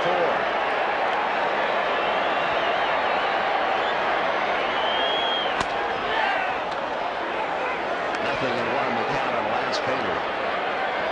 You'd almost feel like you'd have a better chance if you'd get down in a deep crouch and just stand there. Bases are loaded. Rockies are 1 run down. Here comes the 0-1 delivery. High and outside, 1 ball, 1 strike. Interesting how these teams fought when they put together the 25-man rosters. The Braves carried 11 pitchers all season. They cut back to 10 back in late August, added an additional catcher to give them 1 more position play. The Rockies elected to stay with their 12-man pitching staff because they use their bullpen so often. But in this situation, they got to use one of those pitchers to pinch hit, and it's 1-2 with 2 outs.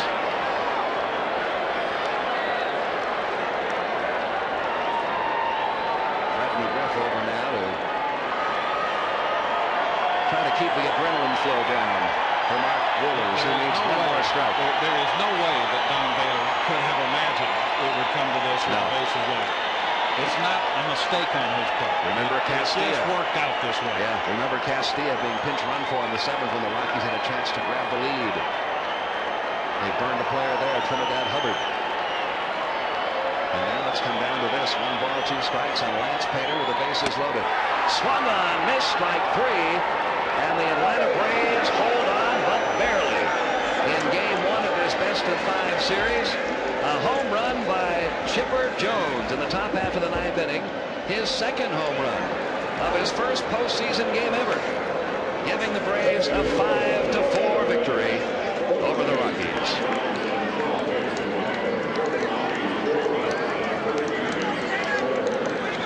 Well, Larry Derricker, we had enough drama in this game back and forth from one side to the other to fill up an entire series, and this is only game 1. And there's your player of the game, Chipper Jones, with a fabulous game-saving defensive play and 2 home runs, including the game winner. And in conjunction with this program, Chevrolet will contribute a total of $50,000 to the Boys and Girls Clubs of America in the names of all players of the game for the 1995 Major League season. dramatic start to the best-of-5 divisional series. Atlanta goes up 1-0, winning it here 5-4. Chipper Jones, the hero, with 2 home runs. Stay tuned to this NBC station for a special edition of Dateline NBC on the O.J. Simpson verdict after your late local news. And tomorrow, postseason baseball continues at 8 p.m. Eastern and 5 Pacific with Game 2.